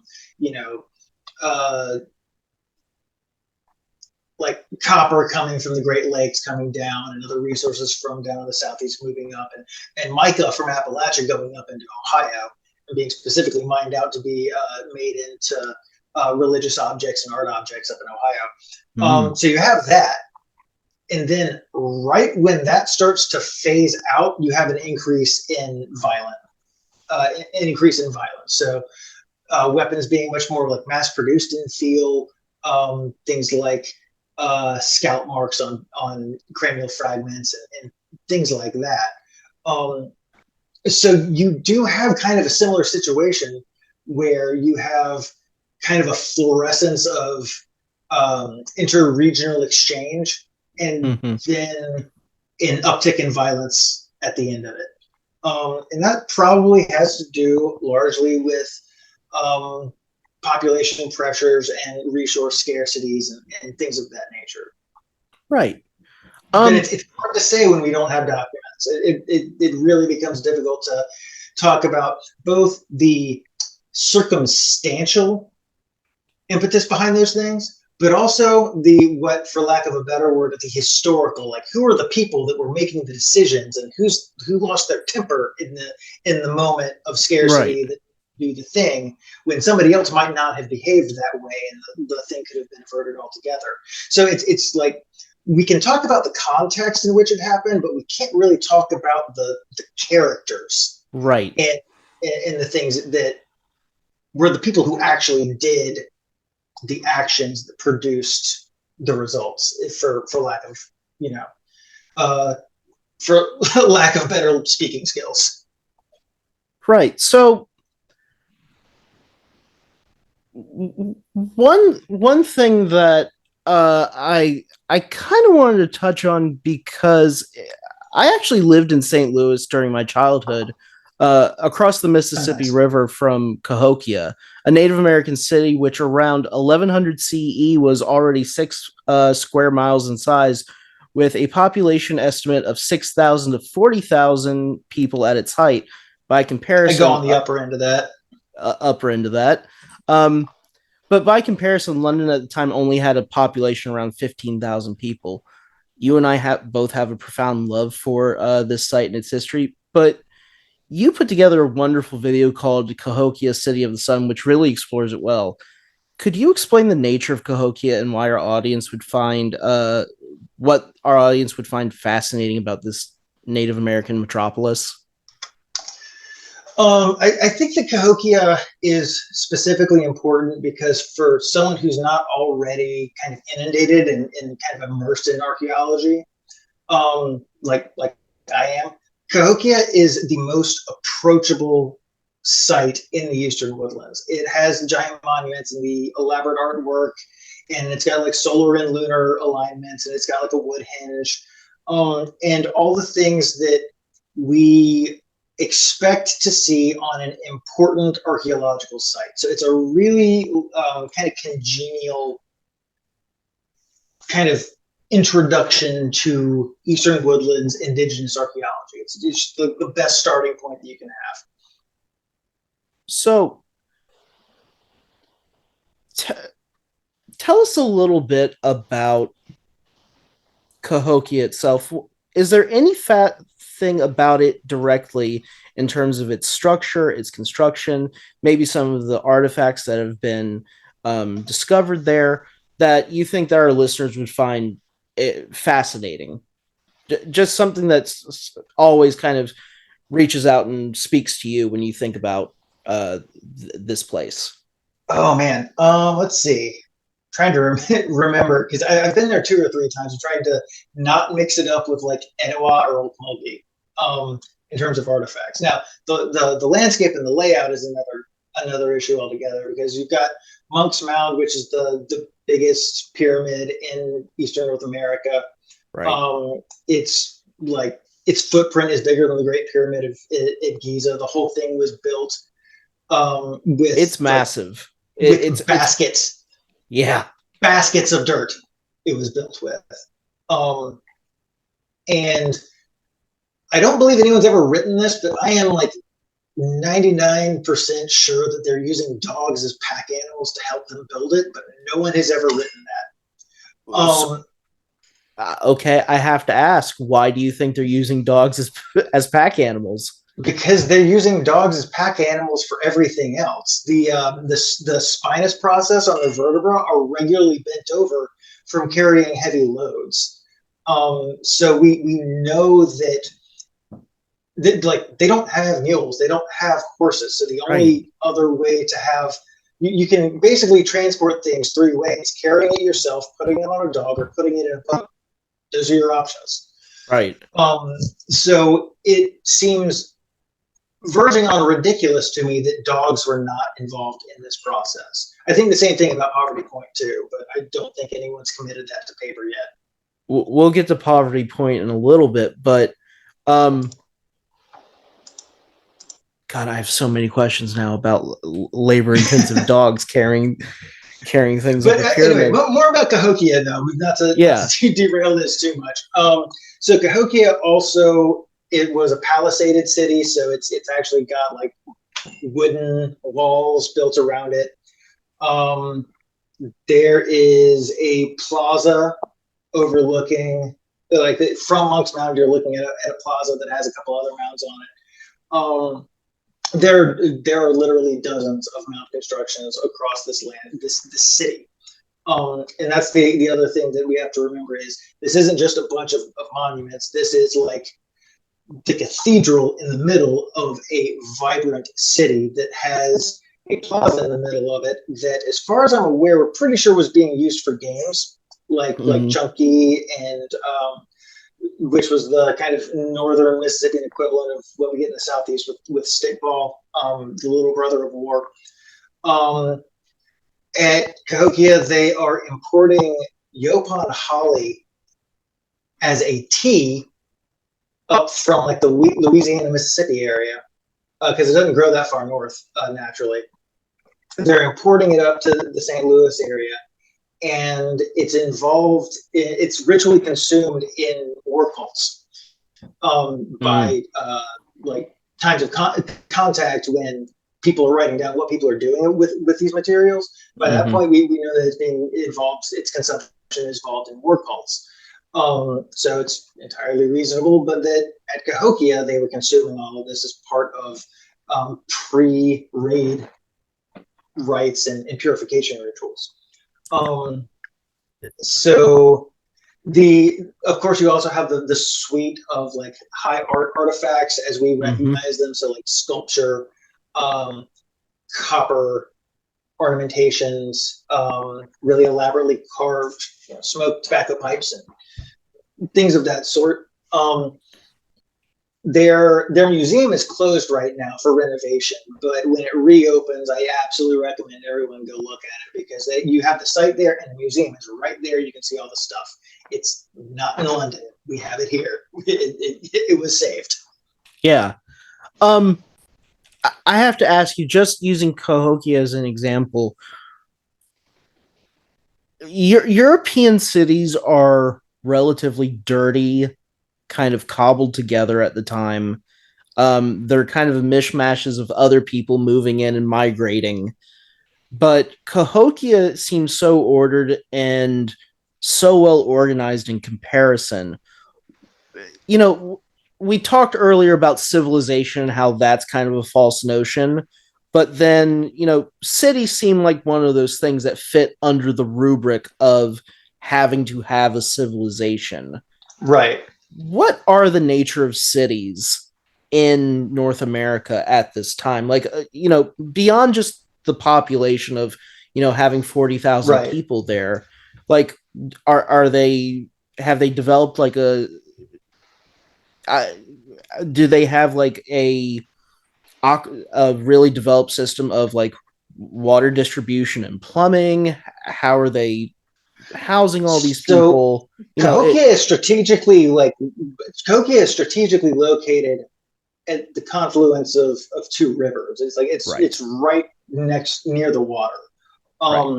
So that's going to be part of that. Like, they don't need plumbing because the water's there. Like, it's not gone that far.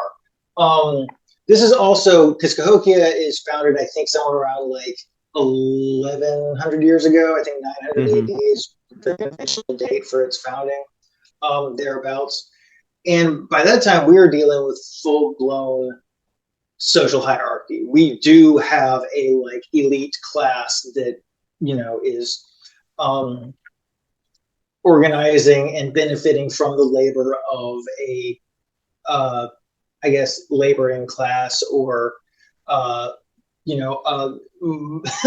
Marxian would talk about this in terms of like bourgeoisie, proletariat. Like there's a lot of ways you could be describing this, but you do definitely have very stark contrast in social hierarchy. We can see that in the bodies.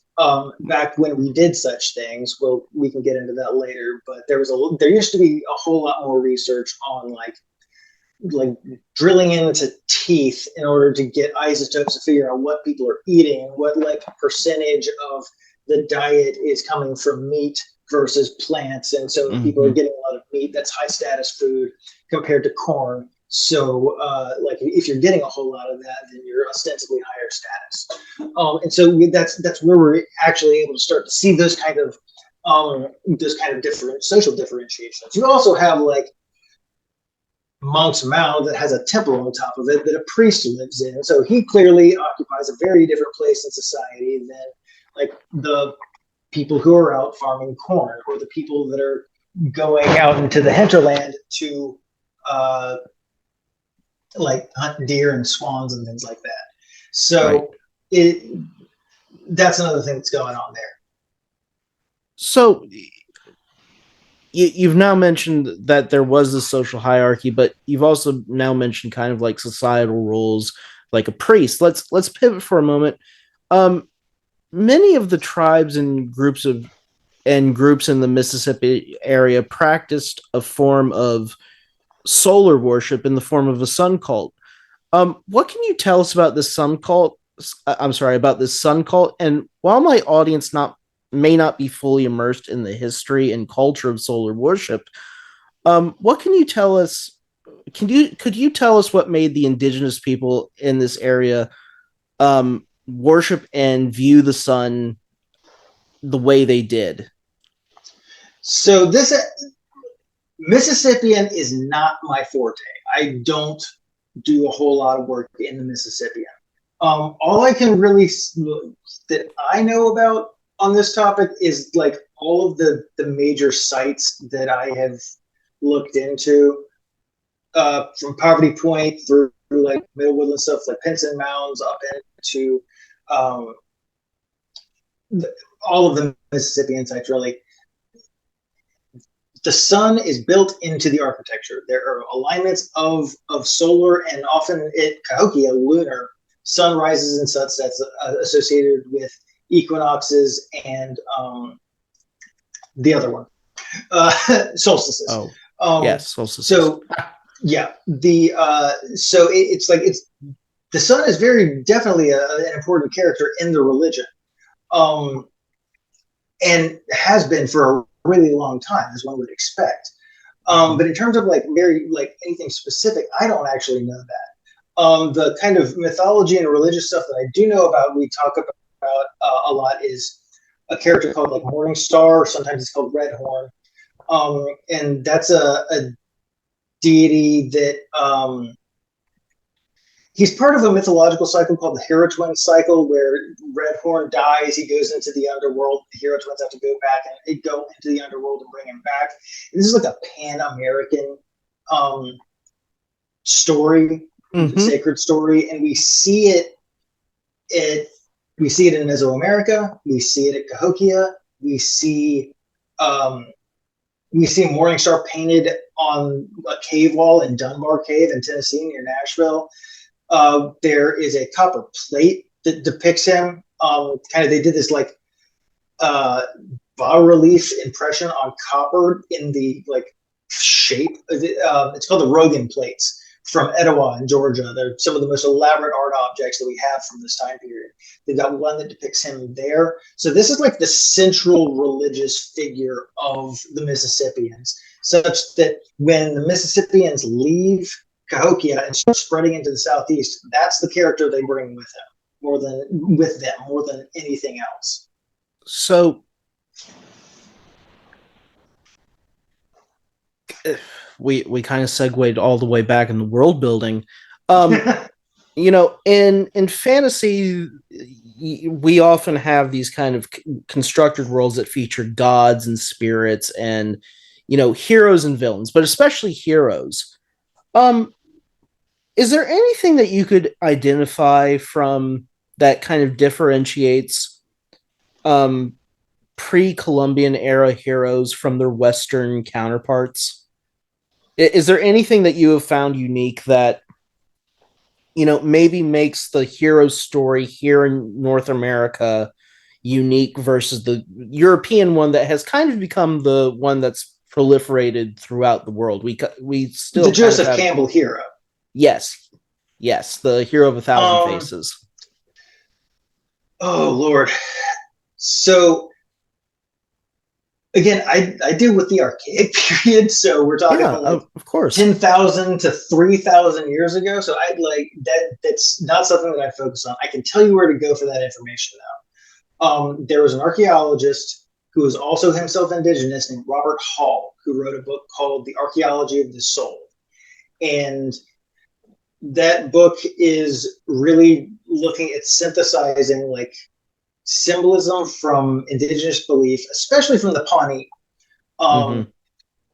and using that as the lens through which he views archaeological information.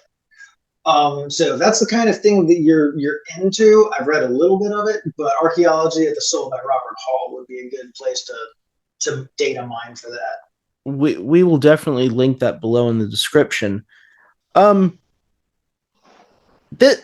I know I've kind of asked a bunch of macro questions, but I'm going to throw another one at you. So pardon me. This may go outside of your area of focus, so pardon me if it does that again. But what do you think is the greatest misunderstanding that you think we have about our human ancestors, whether they were hunter-gatherers or early agrarians?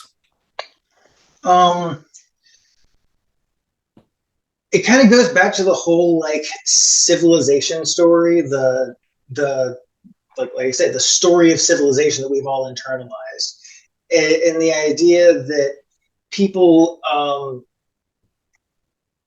in the past, pre-agrarian or early agrarian, were somehow like less sophisticated than we are today. Technologically, for sure, in terms of like all of these like media tools and such, we're all standing on the shoulders of giants on that one. But in terms of like the degrees of abstract thought and like, you know, philosophical and thinking and things like human beings have been human beings for, we talk about behaviorally modern humans, right? Ballpark of 70,000 years ago, somewhere thereabouts. Right. And pretty much since then, if you grabbed one of them and dropped them in today's society, if you raised them in today's society, they would grow up to be like anyone else. By the same token, you could grab an infant from now and drop them back. Now, like, not talking about things like gut flora and stuff like that, but in terms of like intellectual development, Right. We would be interchangeable, aside from things like what antibodies we have and those kinds of things. So just kind of remembering that is that not only intellectually, because they have that intellectual potential, they're also doing really sophisticated and interesting things, like building monuments when no one's making them do it.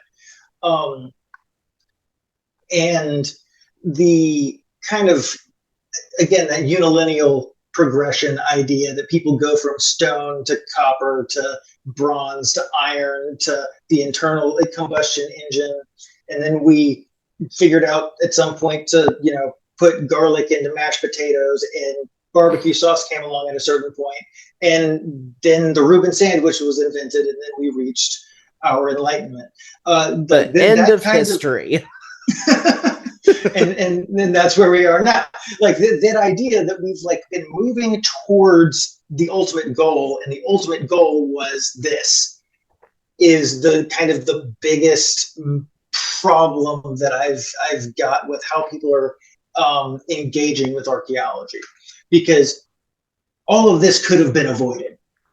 And absolutely, yeah, for better and for worse. There's a whole lot of other ways we could have done things. Again, for better or for worse. What this is going to be a really philosophical, almost esoteric question that's not on the list of questions I sent, but we'll what do you think drove humans 70,000 years ago versus what drives humans today? What do you think the big difference between us is, if there is one? Because I think you make a really good point. In terms of things that matter, we are pretty interchangeable from our human ancestors, 10,000 years ago, 40,000 years ago. Like, both sides of the timeline could adapt, no matter how wide or narrow it is among that. But what do you think is the biggest difference between us and our ancestors now? And not just like, technology and stuff. If there was a big thing you could point to.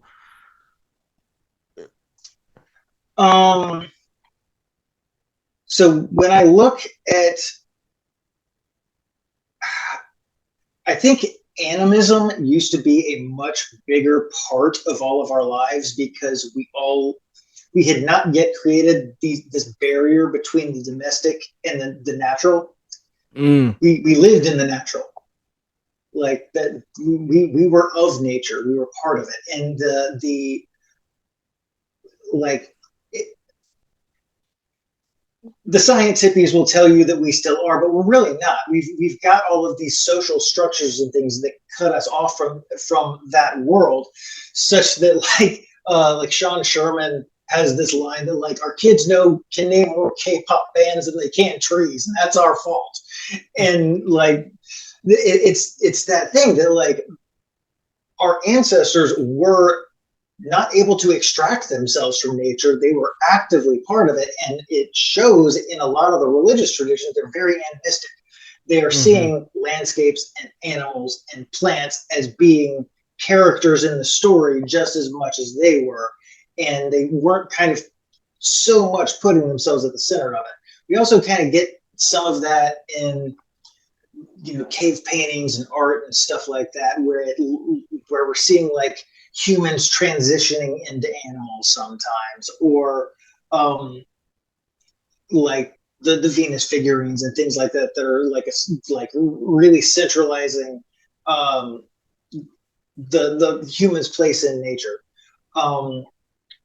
and human's place as nature in a certain respect, and nature being persons. I think if I were to like really harp on one thing, it would be that we probably all used to be animists before we had like taken these animistic ideas and coalesced them into figures that we now recognize as gods.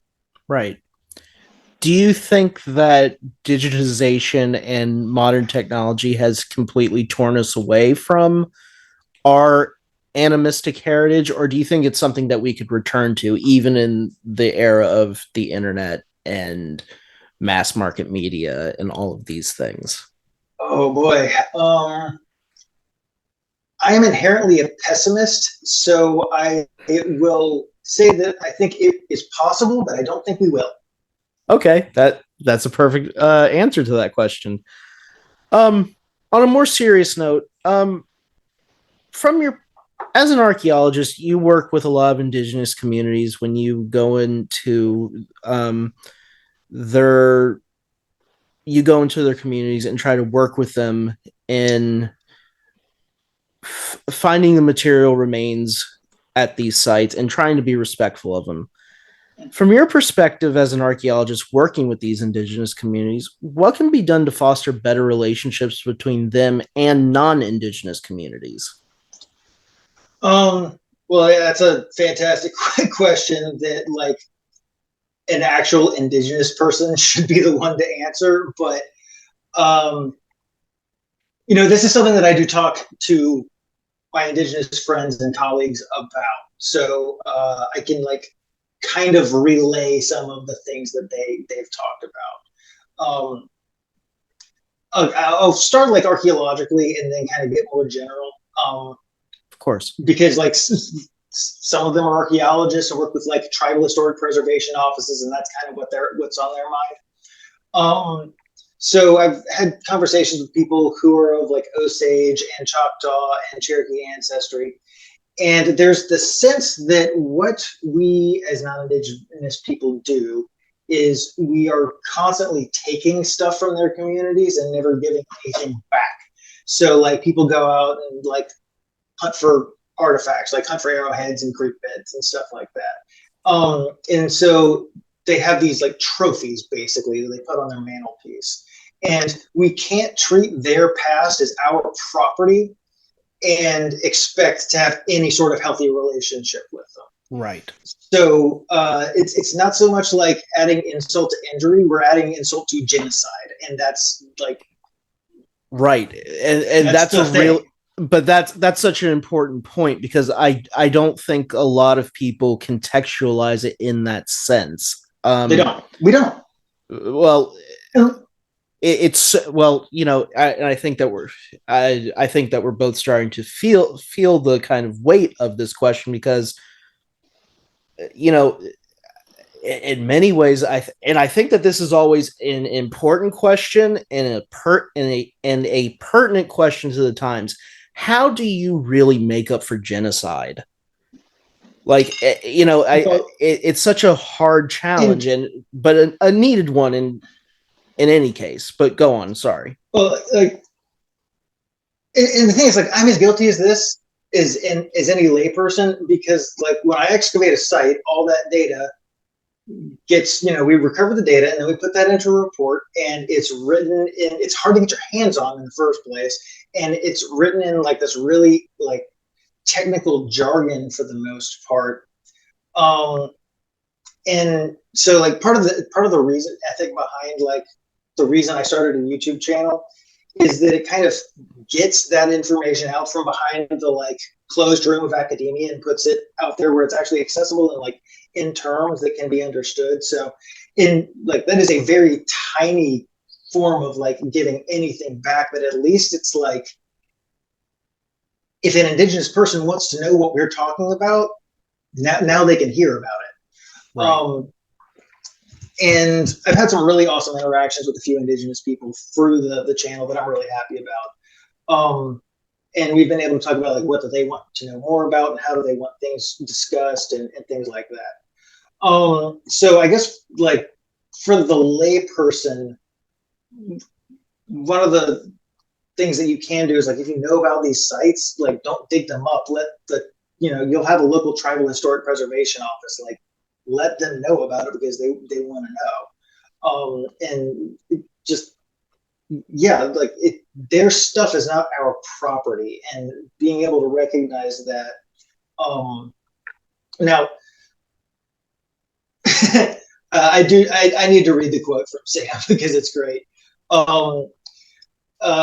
know this guy named Sam Mingo. He's from the Choctaw down in Mississippi, and he said, "Stop treating us like a mythic fantasy figure from the past, and simultaneously ignoring and degrading us in reality." And I laugh because it's so like direct and on the nose and just succinct. But I think it gets to the heart of one of the biggest issues that we've got with this, because most Indigenous communities have been so systematically erased from, the average American's experience that most of our exposure to them is through like caricatures and stereotypes and not actual real people, like almost ever. Like I'm from Appalachia, where everyone thinks they're 3/16 Cherokee. But like the first time I ever met someone who was actually raised in an Indigenous community, I was like 19, and that was in New Mexico. So it was like I knew that they existed somewhere before that, but they were kind of ephemeral and hypothetical, not like real people. So like we've got to actually engage with these communities as people, and like, right. And I'm talking about like actual people, getting to know and talk to actual people, and kind of a practical like vehicle for that.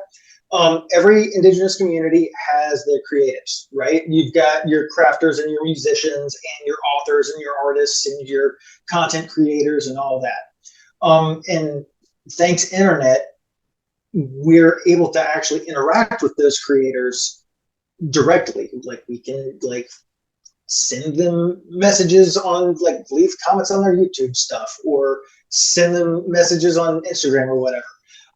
So finding them, buying their art, celebrating their work, and interacting with, the creatives of those communities is it's something that's really easy for basically anyone to wrap their head around and figure out how to do. Like, go find a cool Indigenous author and figure out how to talk to them about their work and buy their books.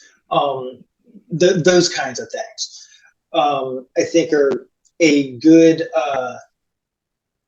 like simple and approachable way of at least like starting to build some kind of rapport with people in that community. Because like you can't build rapport with a community if you're not building rapport with specific people in the community, and that's how that works. Hey everybody, Nate just wrote a future show of Pondering the Orb. Guess what we're gonna do one day?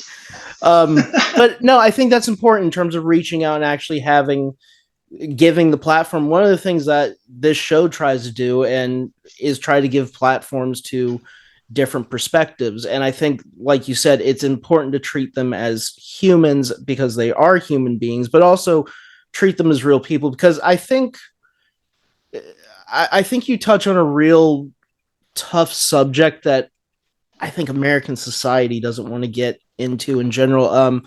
We live in such a mythological mindset that we really don't realize how much I think we dehumanize not only individuals but other communities and societies, just through the simple fact that we're always kind of focused on this idea of making something grander or more grandiose, or kind of, we like abstractions. We like taking yes, concrete things and making them into abstractions. well, I think it kind of gets back into like Jung for a little bit, for a little bit. Like, we really do want to kind of perform these kind of ritual roles of like the hero or the villain, or we want to be the wise person for someone, or we want to be the mother, or sometimes we want to be the villain.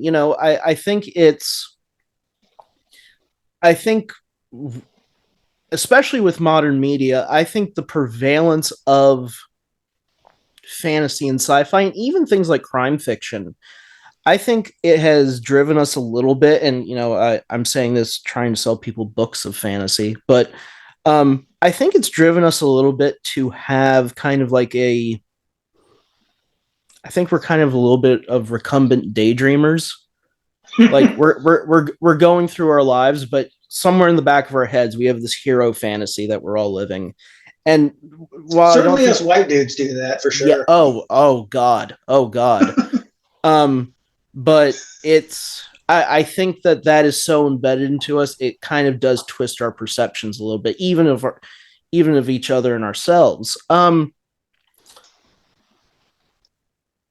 have to ask, what is your opinion about the movement to return artifacts and items of cultural importance to their original owners? And this is kind of going off the last question, even at the cost of removing them from major museums the world over. This has been something that has really taken root over the last 5 years. I really started noticing it and hearing about discussions of it when I was in grad school for history. And there was a real conversation about not only museum preservation, but also having the integrity of museums actually being upheld to some sort of moral standard. Like, we're not just going to have these artifacts here because we have them. Like, if we're going to have them, we need to have them with permission, or we need to return them. What's your view about this? Because, in many ways, you're the front line of what ends up in a museum or in, like you said, a academic or graduate laboratory. How do you as an archaeologist look at this kind of movement that's going on to return these artifacts to their original peoples and their original communities? Sure. In archaeology, we've been talking about this since undergrad. So like we've been talking about this for 10 years. And I'm sure longer. That's just, when I was first encountering it. There's a rhetorical question that we bring up in every intro to archaeology class: who owns the past? And like I have talked about before, for generations, archaeology has kind of taken from these sites and has done little, if anything, to actually give anything back to the communities that created these sites in the first place. In addition to the fact that a lot of times they didn't want them dug up at all. Now, what I'm doing when I excavate a site is when it's going to get bulldozed, and so I'm in coordination with the Tribal Historic Preservation Office and the SHPO office, and we're trying to come to an accord about how to preserve and manage these as resources for science, yes, as one stakeholder, but also for these descendant communities also. So the future of the discipline really has to be descendant oriented, certainly for the time being. Right now, that means repatriation of what we excavate, And if those communities want to establish their own museums and institutions to house and study them, cool, great, do that. If they want to kind of collaborate with existing museums to, develop exhibits that allow them to tell their own story, also awesome. But, if they want to bury them and cover them in concrete so they're never seen again, or burn them, not that I think they would, but that would also be their prerogative, because whoever it belongs to, it's not us. So we really have to kind of wrap our heads around the fact that, like, we are not the main characters of history, and the world doesn't belong to us. And in the case of what I'm doing, it has to be with the consent and direction and input of those descendants. And we're still not, the discipline as a whole is still not there yet. We are at a spot where we're consulting with indigenous groups, but we are not yet at the point where the indigenous groups are actually directing the research questions. Right. It's starting to happen more. And as more indigenous people are getting into the discipline of archaeology themselves, that's, starting to kind of change the game a little bit. But kind of taking a stance to be more here to help them rather than here to satisfy our own morbid curiosities about the past. Right. Like, we should be helping them satisfy their curiosities about their past. Absolutely. And that's kind of one of the biggest things that we need to be working towards. So yeah, I am 100% in favor of repatriation efforts. I was not always. When I was in undergrad, especially, I definitely saw the needs of knowledge being more important than the needs of some community. I am not in that place anymore. The needs of the community that the material is coming from has to come first. Right. So what do you think are the future museums under this new paradigm? That's an interesting question, and I don't think there's any one answer, because every group is going to have different facets of their past that are more or less interesting to them. So, like, I've done a good bit of work over in Ireland, and so you get that's kind of a cool situation, because you've got Irish scholars telling the Irish narrative, right?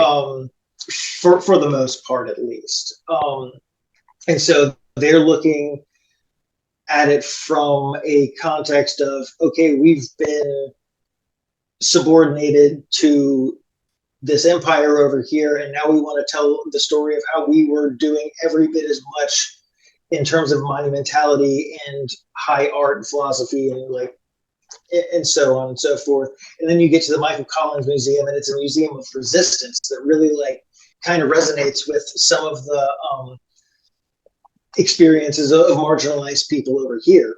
Mm-hmm. Not the same thing, but there's a flavor that I recognize to it. Mm-hmm. So yeah, it's going to be different for every community, because every community is going to look to their past in order to understand their present and kind of drive towards the future that they want. Like that is how people interact with the past. Is the past is not a list of facts. It's a resource pool that we use to understand the now and the future. Yeah, it's continuum. Yes. Thank you so much for answering so many great questions about archaeology, the Eastern Woodlands, of course, indigenous culture here in North America. But I wanted to jump as far as I can, because again, I am a white dude. I can do the best I can, but yeah, talking to actual natives about this is important. Absolutely. And this show will later on.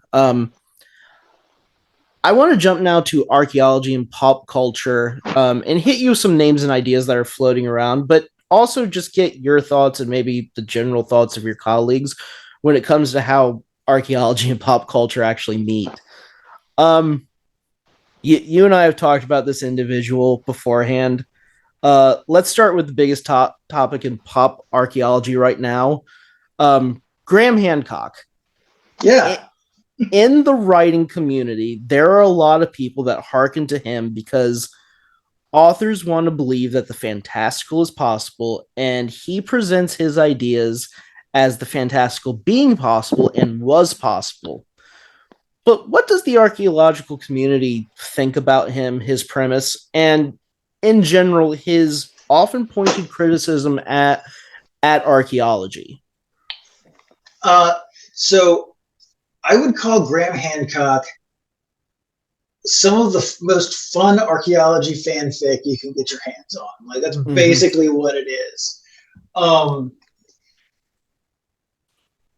So there are a bunch of different Graham Hancocks, and the one that you're going to get on Netflix is not the same as the one you're going to get if you read his books. Or the one you get on YouTube. or the one you get on YouTube, because, like, he seems much more realistic on the Netflix series, where he's not talking about how he thinks that, like, the advanced Ice Age civilization was advanced because they had, like, developed psychic spiritual powers that can use telekinesis and stuff. He didn't get into that on the next Netflix because it would put him in the tinfoil hat corner. So he avoided it there. But I think ultimately my biggest problem with him right now is that watching that series, he keeps saying archaeologists believe this and archaeologists refuse to acknowledge that.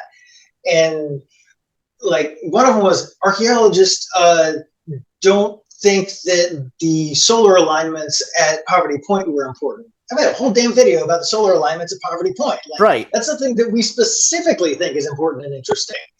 And, like, pretty much any time he says archaeologists refuse to accept or archaeologists think, he's always wrong. So he's, like, just straw manning one thing after the other.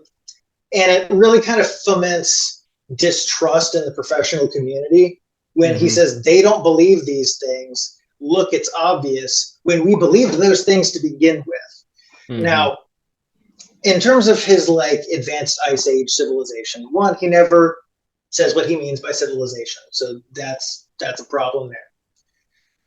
Second, he has this very 19th century idea about, like, social progression, like I said, but that's probably because in some sense, because of when and where he was educated, right? So, like, I think he was, like, in high school or whatever in the 1960s in England, ostensibly, given by how he pronounces the letter R. And so at that point in time, they would have been taught these very, like, early 1900s ideas about hunter-gatherers. And it takes a really long time for anything that the archaeology community, like figures out to make it into the textbooks, because we are not the ones writing the textbooks. So stuff from 50 years ago is still considered current in most, basic education. Until you, like, really start to specialize in it, you still are being fed all of these things from that long ago. So I can kind of see where that stuff is coming from. But because he is putting out there these really, like, fantastical ideas that are really appetizing and enticing to people, and it puts things in a way that people are familiar with, where people do complicated things because someone taught them how to do complicated things. Yeah. So, like, why is it that these people at Göbekli Tepe are building, this thing? Oh, well, it's because someone taught them how. Or why are all these people starting to farm suddenly? Well, they didn't start to farm suddenly at all, first off. But because they figured out how to do it. Hunter-gatherers know how seeds work. Are you kidding me? Like, hunter-gatherers know how to farm. They don't farm because they don't need to. Right. Because their environment already provides all the stuff they need, and it's less labor-intensive to do so. So it just, like, his narrative fits so much better in a lot of ways with the received wisdom of how history works for most people. And I think that in a lot of ways is why his narrative is so appetizing to people, is because it makes sense to the 21st century Western mind that some advanced previous civilization figured all this stuff out and then taught it to everybody, but then somehow their whole footprint or archaeological footprint or record or whatever isn't here anymore somehow. We've also got a whole lot of like prophets of doom stuff going on, like of course, anything from extraterrestrial impacts to extreme climate change, whatever. And so the narrative about like these wise ancients were warning us about what is about to happen to us again also resonates with people. It gives them kind of a sense of immediacy and the place in the story, as it were. But I mean, I don't want to get into like a point-by-point breakdown of why he's wrong about all that. I can give you a video that has a fantastic point-by-point breakdown of why he's wrong about like all that stuff. Stefan Milo has like an hour and a half, just like, here's the problems, and I can give you a link to that also if you want to. Absolutely. So you brought up the idea of ancient advanced civilizations, but you also said the word, so we'll jump right into it. How do you feel about ancient aliens when you hear that is the reason why humans got to where they got to? Like, also, do you and our other archaeologists like start throwing beer glasses at walls? And we actually have a drinking game. We straight up have a drinking game for ancient aliens where we all hang out and watch a couple episodes, and like there are rules, and whenever they say or do the thing, you drink. How are you alive? I am blessed with an iron liver. I haven't had a hangover. I haven't had a hangover since like 2014. Yeah, that's about right. But no, but in all seriousness, when you hear people ascribe the success of pre-colonial, pre-agrarian societies to ancient aliens or alien visitation, what do you think that's from? Because, in some ways I understand like people wanting to harken back to their own mythology or their own cultural stories. But it seems like in really in the last decade or two, people have really started jumping onto this idea that ancient aliens really did kind of buttress human societies and lead us to where we are now.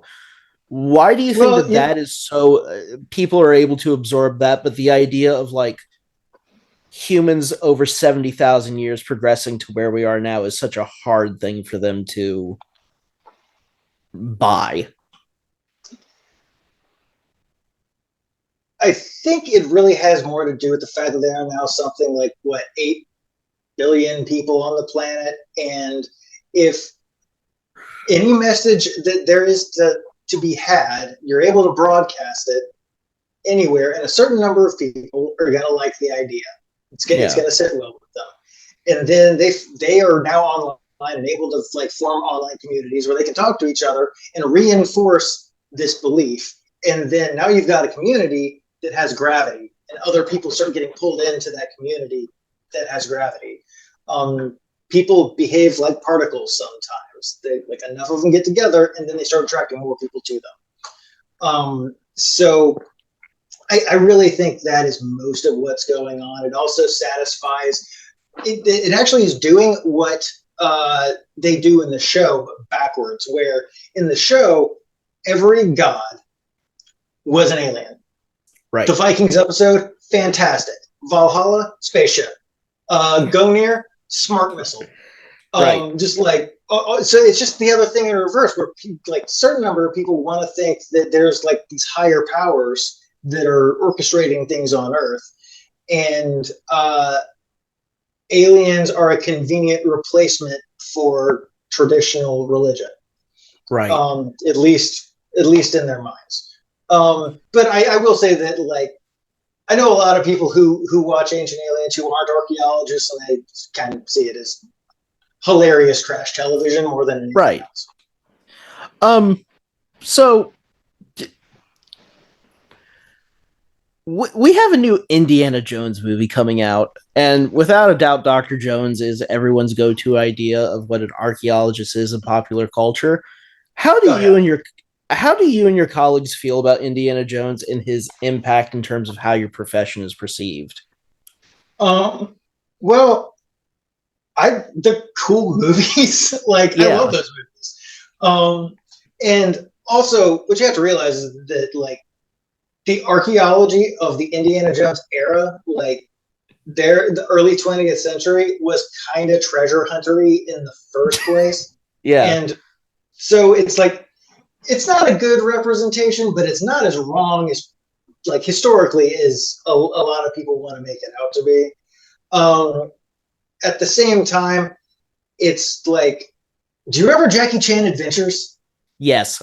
Yes, I do. So there's like an episode where profoundly. There's an episode where like Jackie goes because in the show he's an archaeologist because of course he is, and he goes to right, he is.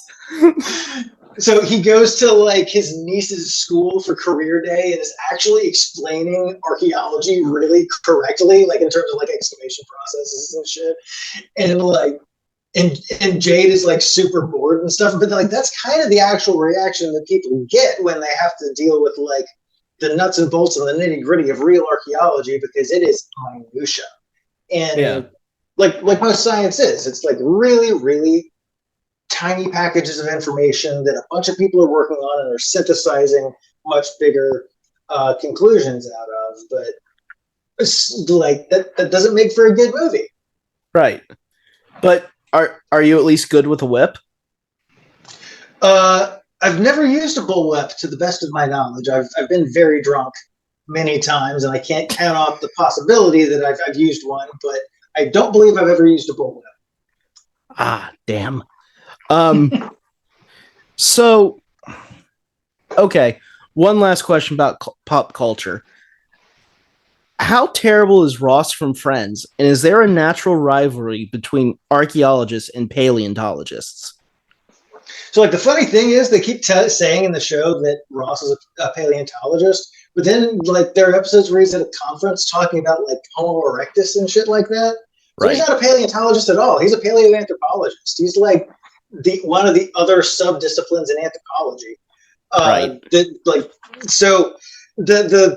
Just kind of ignorance on the creator's part. But the thing is that, like, there is so little overlap between what paleontologists do and what archaeologists do, other than the fact that, like, people see us digging in places. We don't really ever see or talk to each other. We don't really have a reason to.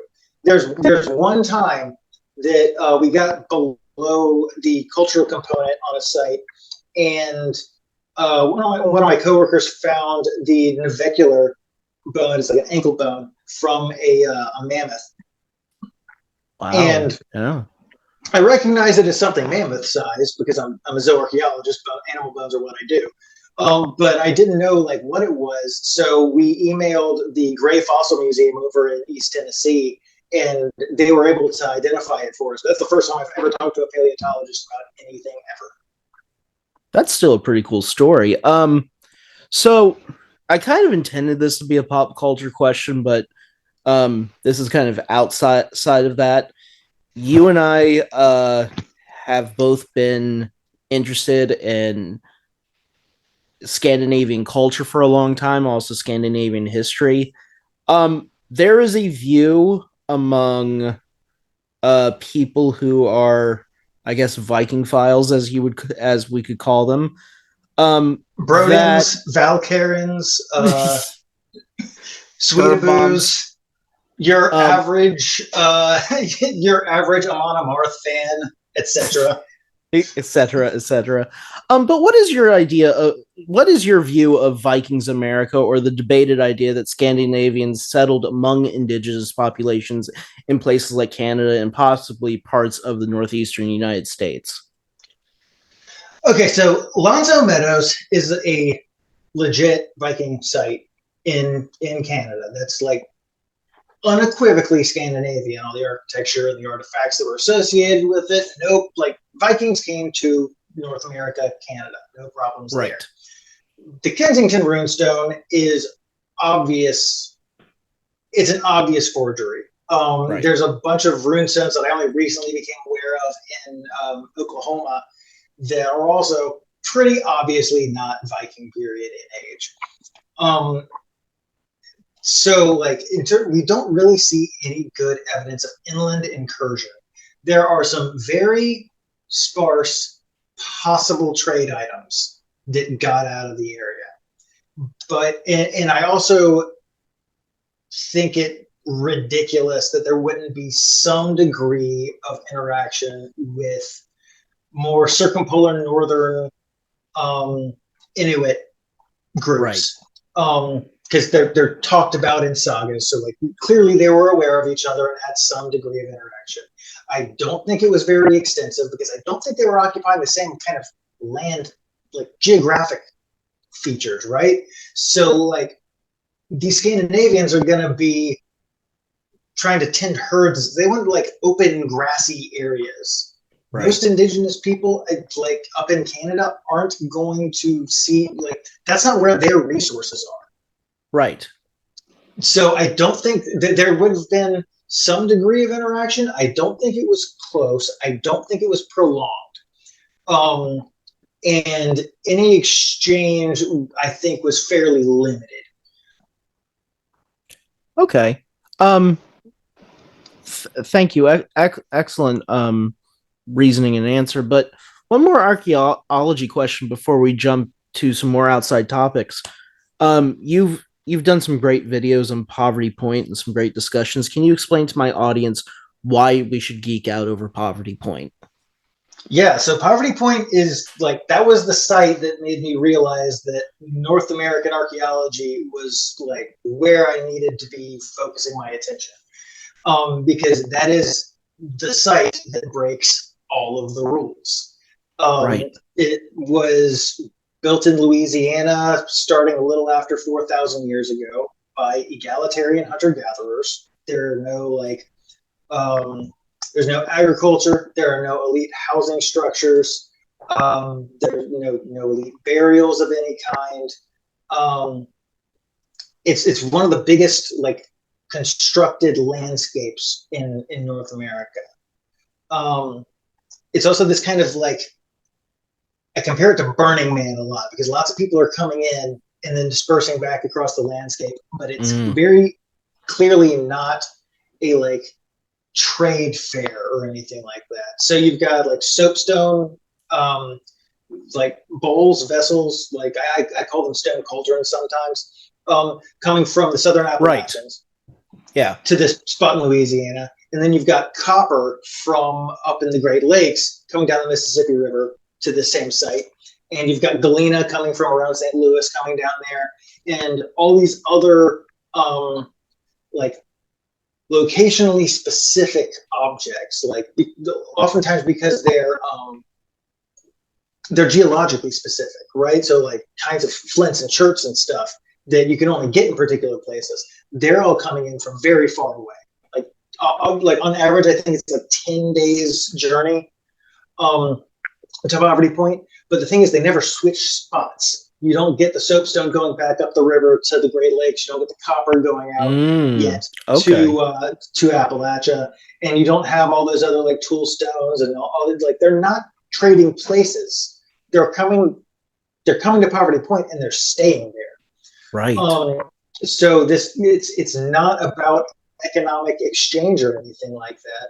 Like ultimately, like probably exchanging quite a few bodily fluids, but I don't think they're exchanging goods. So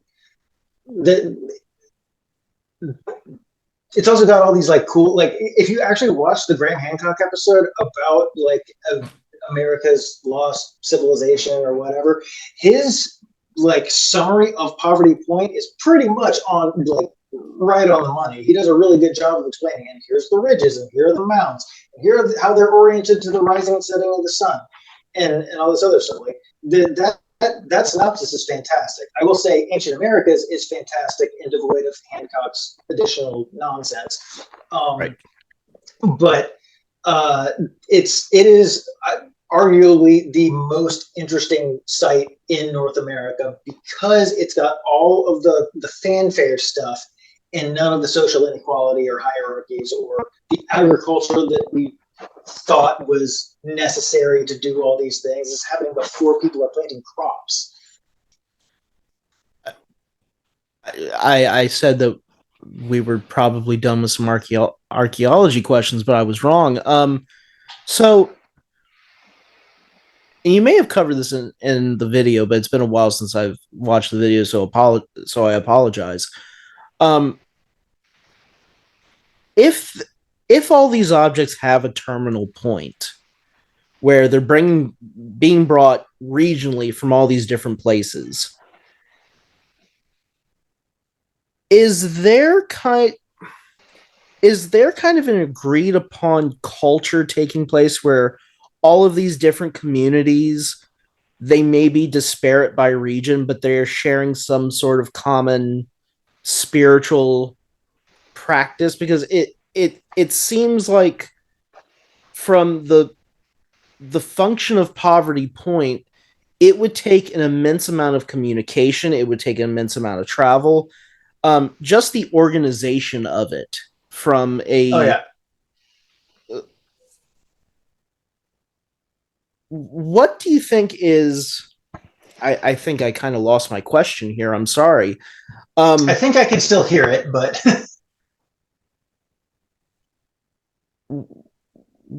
How do you think... God, I lost my question. I'm sorry. I'm trying to... I feel like you're kind of asking, like, what is the driving force that's, like... Yes. Causing these people to do this, yes. right? What do you think the ultimate driving force is that's bringing these disparate groups together over such long periods over such long distances? The entire Eastern Woodlands is converging on, like, not everybody in it, but I think what it is... A lot of people would have to agree and get along to make this work. Yeah. So again, we see things like this happening with, like, Burning Man, that for a long time was very, like, ground up grassroots. People just, like, showed up in the desert and brought whatever they wanted to show up and share, right? At least so the lore behind Burning Man goes. I think what this has to do with is the construction of, like, a fictive kinship where, like, people went to be a part of what was going on there, right? Like, like various music festivals have this kind of thing go on too, where, like, 70,000 Tons of Metal is very like this, where it's like, we were there. There's, like, almost a status thing associated with being one of the people who was there when such and such happened or whatever.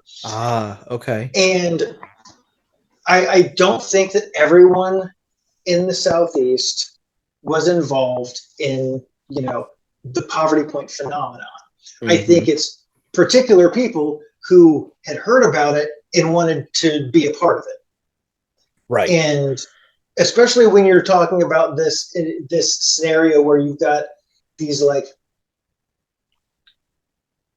granted, purely hypothetical at this point, but likely, like, festival scenarios that are happening in association with solstices or equinoxes, and like seeing the rising and the setting sun over particular landmarks that have been created across this landscape that are tied into other landmarks that are 6,000 years old. Well, at that point, they would have been, like, another 1,500 or whatever years old. But, like, that kind of sense of place and almost like initiation into a community, I think, is a big part of what's going on there. People like Ken Sassman talk a lot about fictive kinship, where, like, even if people aren't literally biologically descended from these people, they are creating a kinship with these people.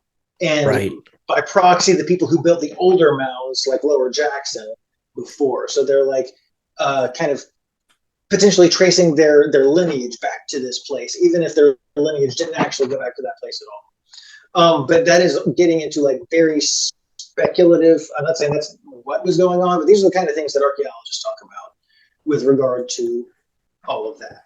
If only there was a channel people could examine more of this on. And actually, you know what? I kind of wanted to jump to that. If I wanted to dive into your YouTube channel, Nathanael Fosaaen. You've been making content for a few years now and have had a really great response in terms of subscribers and audience interaction. How do you measure the current climate at YouTube? What do you like about being on YouTube? What do you not like? Just how do you feel currently with the show and where it is, just in terms of what you're doing with it and the platform that it's on? I've always loved YouTube. I've not seen it like summer of 2020. Facebook turned into a raging dumpster fire, and I had to work really hard to find like fun pockets of Facebook to hang out in. Right. I mean, it's like I've always been able to do that. A lot of people like with Facebook specifically have a really hard time like making it not an emotional drain on them. Where I like find most of Facebook to be fairly funny because of the like cool groups full of neurodivergent queers and so on that I'm involved with. Right. So like you can make these spaces fun or you can make themselves miserable for you. But YouTube's always been kind of a thing of its own where it doesn't have the social media tinge to it, right? You just kind of find the creators who are doing the stuff that you're into, and that's what you end up seeing. I've only once been assaulted by content about like video diaries of people going out and looting Native American sites. And like that's been recommended to me exactly one time, and I pitched a goddamn hissy fit about it. Yeah.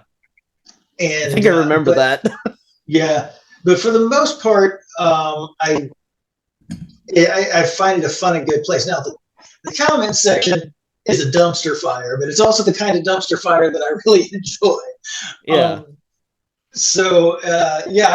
I just, it's a place that I still can have a good time in.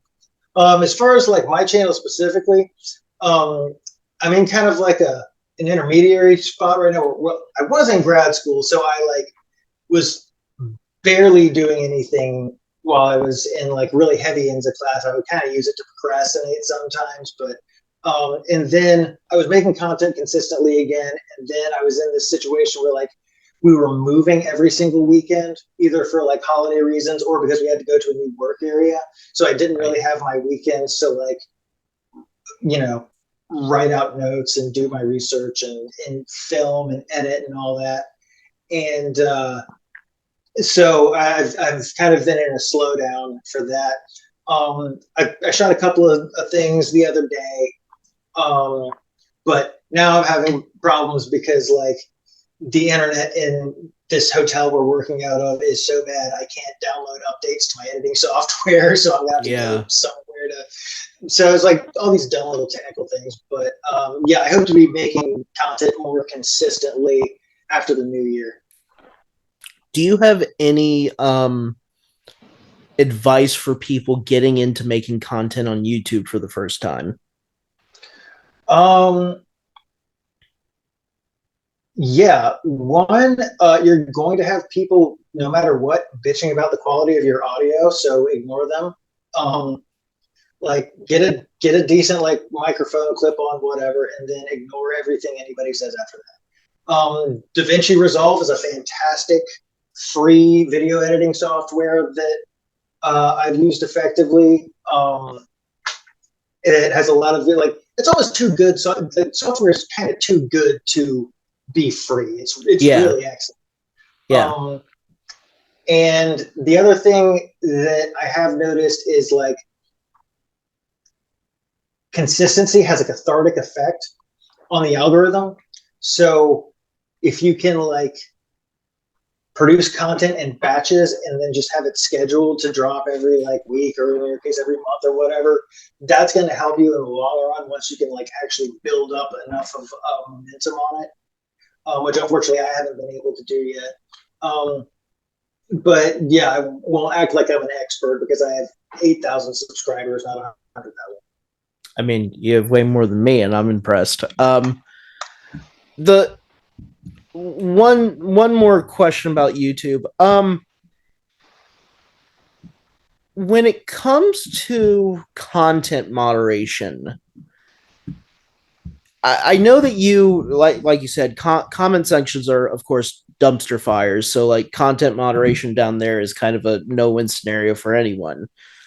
But in terms of what YouTube platforms politically, maybe socially, do you think that there is a limit to what should be shown on the platform, or do you think that there's a lot of talk here in America, and I actually have some international listeners who sometimes hear me talk about things, and they're like, "What are you talking about? What's going on?" But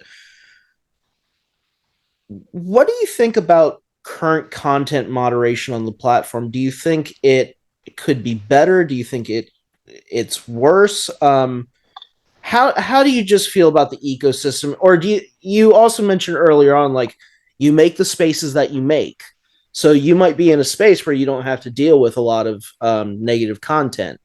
But Right. what just in general, how do you feel about just how content is policed and dealt with on YouTube? So on like one extreme end of the continuum, you've got guys like Jackson Crawford who are talking about Old Norse stuff, and that shit attracts white supremacists and Nazis like flies to honey. So he actually has like, from what I understand, he has like an intern or something that like goes through and like removes like neo-Nazi propaganda and hate speech comments and things like that. I don't get so much of that. I have come up against people being like unknowingly racist, like saying talking about how like these indigenous people were so backward because they didn't do this, and this, but it's because they don't know that they were doing all of those things. It's coming straight from a place of ignorance about the actual state of affairs. That, I mean, yeah, is reinforcing these older ideas, but it really is coming from a place of true ignorance, not willful malice, right? And Right. so that I try to respond to, just so that they don't think, oh, I'm being shut down and canceled. But like, I try to actually engage with that, and kind of rectify that situation. Right. There have been a couple of times, and I don't remember specific incidents, where it's just been like unjustifiable racist horseshit, and that I will delete. But that is very rare that anything like that actually happens. Right. It's mostly people who think they know more than they do spouting nonsense, and often very poorly punctuated and worded, and then I get to laugh at them. But oh yeah, some of the screenshots in the past have been amazing. Like chef's kiss amazing. Yeah. Like, sometimes I think the ridiculous comments are my favorite part of running the channel. Absolutely. So Pondering the Orb is a show that's dedicated in part to melodic death metal, and both you and I are lifelong fans. Would you care to have a lightning round with me real quick? We can talk some Melodeath. Okay. So I have some topics. I'm just going to throw them out there to you, and I just want to kind of get your first answer or any sort of answer you have for it. So for the first one, favorite melodic death metal band, go. Probably Insomnium. At least all my friends tell me Insomnium is my favorite band, so they're probably right because they know what I talk about. Yeah. Easily the best band in the genre today. Okay. This is a tough one. I find it, especially among Melodeath fans, this is something that we all kind of struggle with. What's your favorite album?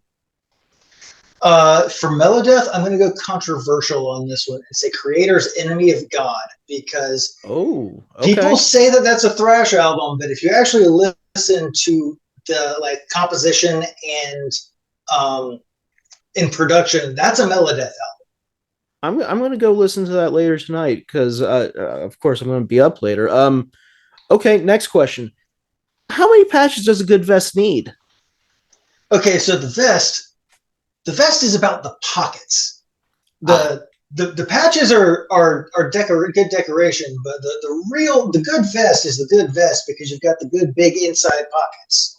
Right. Is there a specific number of pockets you need, or does it just need to be the big inside pockets? The two big insides are like the major thing, but also like if you've got like decent sized and accessible with like good buttons that open and close well on the chest pockets, also very important. But the functionality is first with the vest.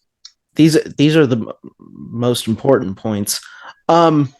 Most underrated band or bands in your mind? Okay, I think we've had this argument before, but fucking Northern is so much better than anyone is willing to acknowledge, especially for the time that they were doing what they were doing. Like such good riffs, such good like vibe overall. I'd also point out like In Shine. Not a whole lot of people know about In Shine. It's basically like space insomnia. Yes. There's a band from I think Pennsylvania or New Jersey called Duskhorn. It's really good. Yes, Duskhorn's great. Yeah. Atavistia up out of Canada. Dark Oath. I think they're from like Portugal. Maybe they're from Spain. Yes. They only have one album and it's awesome. In Mourning is one that like deep end nerds get into. Yeah.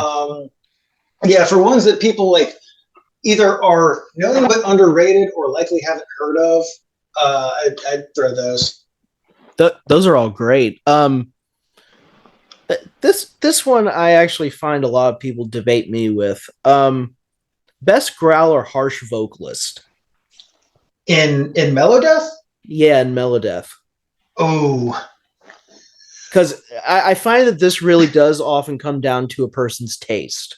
Yeah. So, like, I kind of have opposite ends of the spectrum. There's the Nilo Savainen voice, the, like, low, gruffer one. And then you've got the Yari one. And I really find, like, Nilo fits Insomnium so well. But in terms of just, like the voice itself, I think Yari is my favorite one. Especially, controversially, his voice on the Forest Seasons got even better. And it's, like, his voice sounds so good on that album. People hate that album or like lukewarm on it, but his voice on that album is unbelievable. First, on this show, we love that album. We love the Forest Seasons on this show. Good to know. Okay. Yari playing guitar on stage? Yari not playing guitar on stage? So, sadly, I never got to see the Yari with guitar era. I was always working in the middle of bumfuck nowhere that was like 5 to 8 hours away from the nearest show and never got to see them. The first time I saw Winter Sun play was on 70K when they played through the first album. They did a stage set on the pool deck that was just Winter Sun self-titled front to back. You lucky man. God. So Jake from Aetherrealm, he was crowd surfing at that set, got pulled down behind the barricade. He was wearing flip-flops, ripped a toenail off, and he had to play his set like an hour after that. So he's like stomping around stage in a bloody boot. I can only imagine. But at that point, the adrenaline's probably going. Oh, yeah. I was at that show. He handled it like a champ. So, controversially, best clean vocalist. Okay, first person that comes to mind is Adrian Cohen from Seven Spires. They only do Melodeath like a third of the time, but she has the coolest voice. Yeah, she really does. I got into Seven Spires recently on the suggestion of a friend. Great band. Great live too. I've also first time seeing them was on the boat back in 2018, I want to say, but I've been to a few of their other shows since then, and just like when Gods of Debauchery, that video came out, I was like, she just big dogged the entire metal community. Yeah. Great video too. Right. Okay, so a little bit of a debate. Instead from vocalists, Yari or Petri? So I like Petri's albums better. And okay. Like the From Afar album, and so like that era of Ensiferum is definitely my favorite. So like, yeah, by the time I got into Ensiferum, like Yari was already doing Winter Sun, and Petri was already in, so like that's where I know them from. Gotcha. Like I like a self-titled in the Iron album, but like the true classic Ensiferum albums are like the Petri era. Interesting. Okay. See, for me, I got into Ensiferum during the Iron album. So for me, Yari was just one of those kind of constant things. But, I think from Victory songs all the way to, what's the recent one with Andromeda on it? Not Thalassic. Thalassic, yeah. Great out. Every single one has been a great album, and like they've really changed their style through the years without getting away from the core of who they are, which is a tough thing. Victory songs and From Afar though are like those are the albums. Oh, just punishing. Great songs. Best. Okay, this one is always interesting to ask.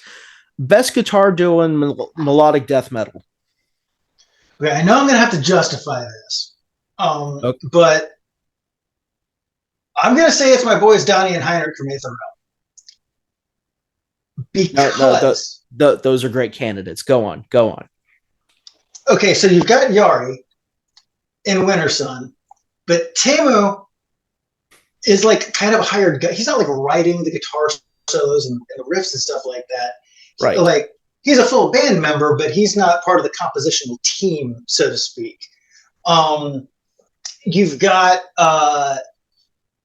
like in Children of Bodom, you've got Alexei, who's obviously rips, and then you've got, Rupert or Alexander or whoever else. But it was always like, it was Alexei. Yes. And then there was this other guy. And then bands like, like In Flames and Dark Tranquility and stuff, they've got these great guitar players, but it was never really about the pyrotechnics with them. Right. Like they play these cool riffs and they've got these sort of solos, but they're not like, you don't really have this situation where you have like these evenly matched, distinct gunslinger guitar players. And with Donnie and Heinrich, you have these evenly matched but stylistically very distinct gunslinger guitar players, and I don't really see that with anybody else. That was largely because like when we were all coming up in Greenville, it was like we were all listening to like Dream Theater and like these guitar nerd bands, right, before they started playing folk metal. It's interesting. You brought up the idea of a gunslinger, and you were talking about it, and you're right. If you looked at a lot of those bands that you mentioned, like even In Flames, like it was Jesper Stromblad who was kind of the star of it for a little bit before Bjorn kind of took over the songwriting. But in terms of like having, I think the boys from Aether Realm might be the as an like actual true duo. It's them. Yeah, I'm trying to think of another like solid duo. And really, in Bodom, it was really Alexei and Yane. It was the keyboard player that was the evenly matched and distinct. Yeah, it wasn't the second guitar player. Well, there's so many underappreciated keyboard players that don't get enough credit for how much they actually back up the music in the band. Yeah. So like, I think, and that will probably be a question I ask somewhere down the line in another interview, who's the best guitar and keyboard duo. But two more Melodeath questions. What do you look for in terms of a bassist? Charisma. Okay, interesting. Go on. Yeah. So like Sammy from Insephirum, like he knows how to run a stage. Actually, this doesn't just apply to Melodeath. Like when I was in undergrad, me and a couple of friends went down to see Paul Gilbert's band, Mr. Big, play at like a House of Blues. And Paul Gilbert's my favorite guitar player. I thought I was going there to see him, but Billy Sheehan owned that stage so much. I was watching Paul, but I was constantly getting sucked over to watch what Billy was doing. Billy Sheehan's so good on the bass. Like, it's amazing. I've seen him live twice. He's really great. Yeah. It's interesting that you say charisma. Is there a reason you pick charisma over something like consistency, or just someone that can play really well, or even someone that can write? Well, like, because like Steve Harris, not that he's in melodic death metal, but like Steve Harris is the main writing force behind Iron Maiden. Yeah, but he's also fun to watch, and he's got a lot of personality on stage, and a lot of times, especially with a genre like Melodeath, the riffs are so goddamn difficult. The guitar players can like perform up to a point, but they've got a job to do.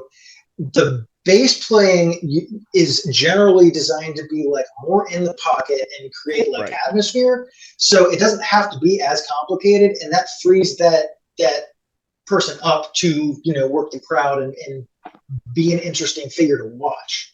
Yes, I fully agree. Best drummer in metal, and not even melodic death metal, just who do you think's the best drummer in metal? Oh, in metal, shit. Right. That is such a annoyingly big question. Especially not being a drummer myself, it's hard to say that kind of thing. I will say that like for someone like Kai Hochto to go from Swallow the Sun to Winter Sun to Nightwish, that's showing a lot of versatility. I don't know that I would say like if I actually went down through the list to figure out. Marco Miniman, I would also say that dude. He doesn't like. He was in Necrophagus. He was in Creator for a little bit. He's mostly like a fusion guy, though. So I wouldn't like really put him in there quite so much. So yeah, for the sake of the answer, I'd say Kai. Yeah, I have to say, Kai is so impressive. It's been shared on YouTube millions of times already, but the video of him during the rehearsal playthrough of Sons of Winter and Stars, oh my god, an Olympic level effort, and he just kind of like breezes through it. You can tell that it's hard work, but he's just so there. He's rolling on it, and I know how live videos like that are done. Like there's quantizing and editing that's done and all that. But it's still like you're watching him play the thing. It's not like he's like whiffing hits or anything like that. I will have to say the current guy that Winter Sun has touring with them as the drummer, I can't remember his name off the top of my head.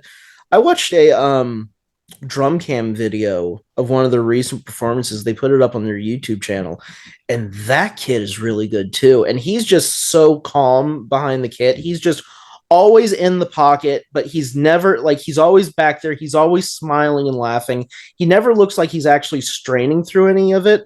But one thing that I've noticed, and I just want to ask this as your last opinion in terms of metal. I think that we actually live in an era where there's so many good drummers that it's actually hard to find like the best quote unquote drummer. So many people, especially a lot of the younger players now, are so proficient at just being able to like not only keep time but also play really, really fast. Yeah, in one take. Like it's a really hard question.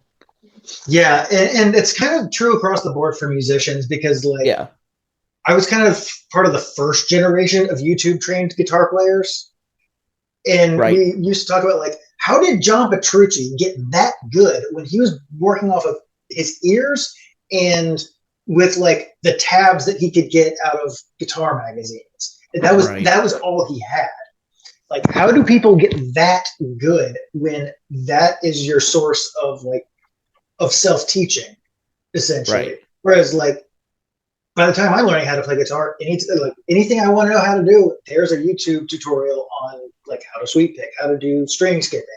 Like, Paul Gilbert had a billion instructional videos that were online, free, ready to go for me to, break out the metronome and start working on. So it's an embarrassment of riches that we have in learning things from YouTube. Right. Real quick, do you have a personal guitar player that's like your hero? I know you've mentioned Paul Gilbert a lot, but is there anyone out there that you kind of look to, either in awe or in envy or aspiration? So many, and like, I barely play guitar anymore, unfortunately. Grad school kind of ate most of my hobbies. I need to get back to that, but yeah, Paul is one of the big ones. Another one who's not a guitar player is the mandolin player Chris Thiele. Oh yeah. Because of his, like, that dude can play a billion notes a second, but he also knows how to like back up and just write a good song. Just like put 4 or 5 chords together with a like simple, well-crafted melody and perform just a song and have that be valid in and of itself. And then also go and start being Paul Gilbert on the mandolin. For other guitar players,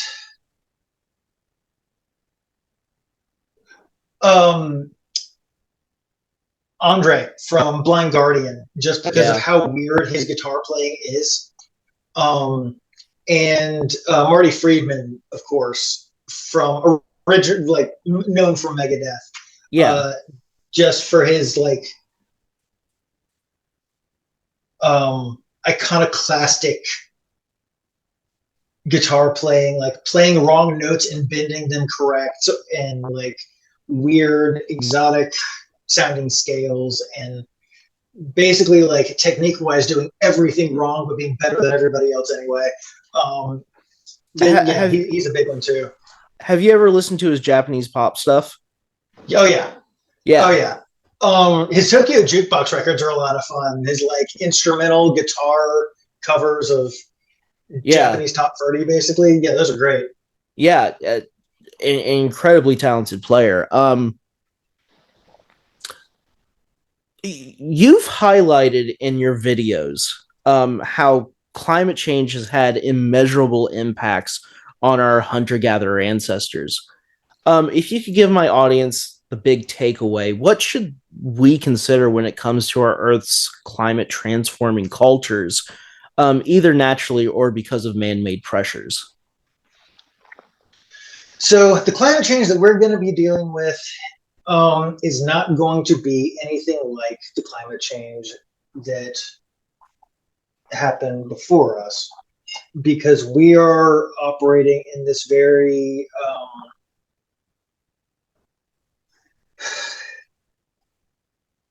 it's all contextualized within capitalism, right? Yes. So there are going to be some places that are impacted You got it. more than other places, and those places tend to be the more marginalized and disenfranchised places. Mm-hmm. And you're going to have situations where people of means and privilege can just move to places that are nicer to live, and other people can't. So there's a whole social justice soapbox to be had here about, like, the term that we use a lot is like climate genocide. Like, who's the people who climate is not going to affect all of us equitably or equally. It's going to affect some people much more harshly than it's going to affect others. And the resources that people have to get themselves out is going to play a big role in this whole thing. So again, I am a very pessimistic person, and I don't see this going well, and I don't even see it going as well as it could. It's gonna. I expect it to get a whole lot worse before it gets a whole lot better, and I just think that's something that people need to be aware of. So, you did a video, and pardon me, it's late. We've been going past 11 now, at least on the East Coast. Right. You did a video where you talked about how at one point the Eastern Woodlands emptied out because of climate factors. The very southern portion? Yeah. Yes, the very southern portion. Do you see kind of an emptying out of certain places because of the climatological shifts that we're about to endure? Like, do you think that the same thing that happened to our ancestors in certain places can definitely happen again? Or do you think that our technology absolutely. Yeah, no, there are places in especially in like Gulf Coastal South, Alabama, Louisiana, Mississippi, that average annual I work outside. Right. I experience this. We are getting to the point where temperatures of 110 are going to be common, and it is, people have to work outside. You have to have people who are, building roads and constructing buildings, and like people have to be able to function outside. And if your options are die of heat stroke or move somewhere where it's more tolerable, anyone who can is eventually going to migrate where things are more tolerable. So I see areas like Calgary being a place that people start flocking to. And I worked in Alaska last summer, and a lot of the locals up there talked about this, that like when climate change, when like the pin drops or whatever, and it like you're going to have a bunch of rich people moving to Alaska as refugees from climate change, when not everyone can do that. And so you're going to have these like influxes of really high density populations pop up very suddenly in more northern latitudes in our hemisphere, and then likely an emptying in southern latitudes. But also we have sparsely populated and depopulated areas in the U.S. now. Yeah. Like Wyoming and lots of areas in the Southwest are very, very sparsely populated. Right. In terms of like people per square mile or whatever. So it'll just be kind of, I anticipate a reshuffling of where those places are, and maybe a magnification of where some of those places are also. When you talk about 110-degree weather and you work outside and you and your coworkers work outside, I have to imagine you all are having these discussions about what you guys are going to have to do. When it's 100 degrees outside, we're not having discussions. It's just a constant string of profanity that has no meaning. That's all that's happening. There are no coherent thoughts anymore at 110 degrees. Is there a line that you're all discussing where, like, if the potentiality happens where it becomes just too hot to work outside, what do you do? Like 110 is the cutoff. Like that's when it's like, we're getting to 110 degrees. We're going home. Yeah. So do you see, how big do you think climate change is going to impact your profession? Not necessarily the next 5 years, but maybe the next 10, the next 20. So one of the people actually on my graduate committee, David Anderson, is really into this question, especially as it relates to sea level rise, because he's done some GIS modeling and calculations with some colleagues looking at, we know that we have like a site distribution, like so many sites per whatever, all along this Atlantic coastline. So if sea level rises by 1 inch, how many sites are impacted by that? And then if sea level rises by 3 inches, how many sites are impacted by that? And projections for what we're going to have to mitigate because it's going to be underwater if we don't, and what the level rise projections look like. There is so much work that we are going to have to do in order to excavate and preserve these sites. Not just indigenous sites. You've got a whole lot of African diaspora history that will be erased if we do not document that stuff. And that is simply turning a blind eye to climate change, erasing that community's history is not acceptable either. So these are the kinds of things that we're really having to take seriously and think about, because that's an entire coastline that we have to deal with. Absolutely. Well, on that heavy note, I have one final question for you. And I know you're a little bit of a pessimist, maybe more than a little bit, but is there anything on the horizon that gives you hope, or anything that you see coming up that you're excited about? One thing that I think is really cool, that's going on right now, and funny enough, when you told me you were gonna have a question like this, I didn't have an answer, but one has come to me. Right now, there's kind of this fluorescence of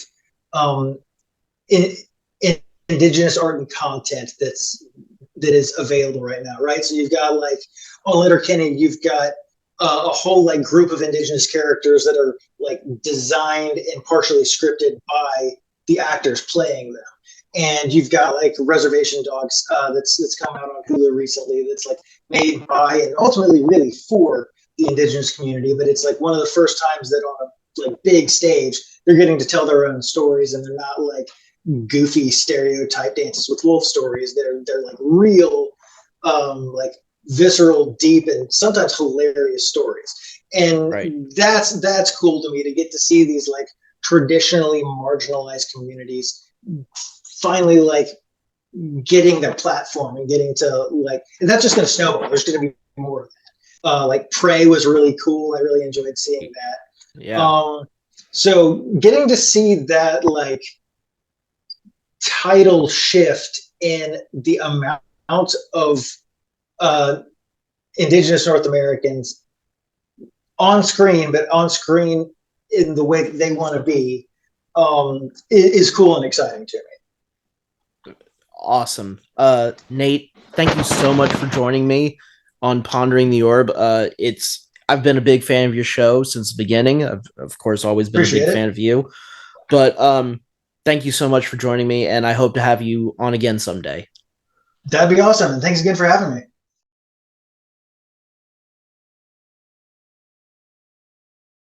Thank you for joining me for this episode of Pondering the Orb. Happy holidays, Merry Christmas, and a warm and blessed Yule. And may we all find the magic to do something more in the coming year.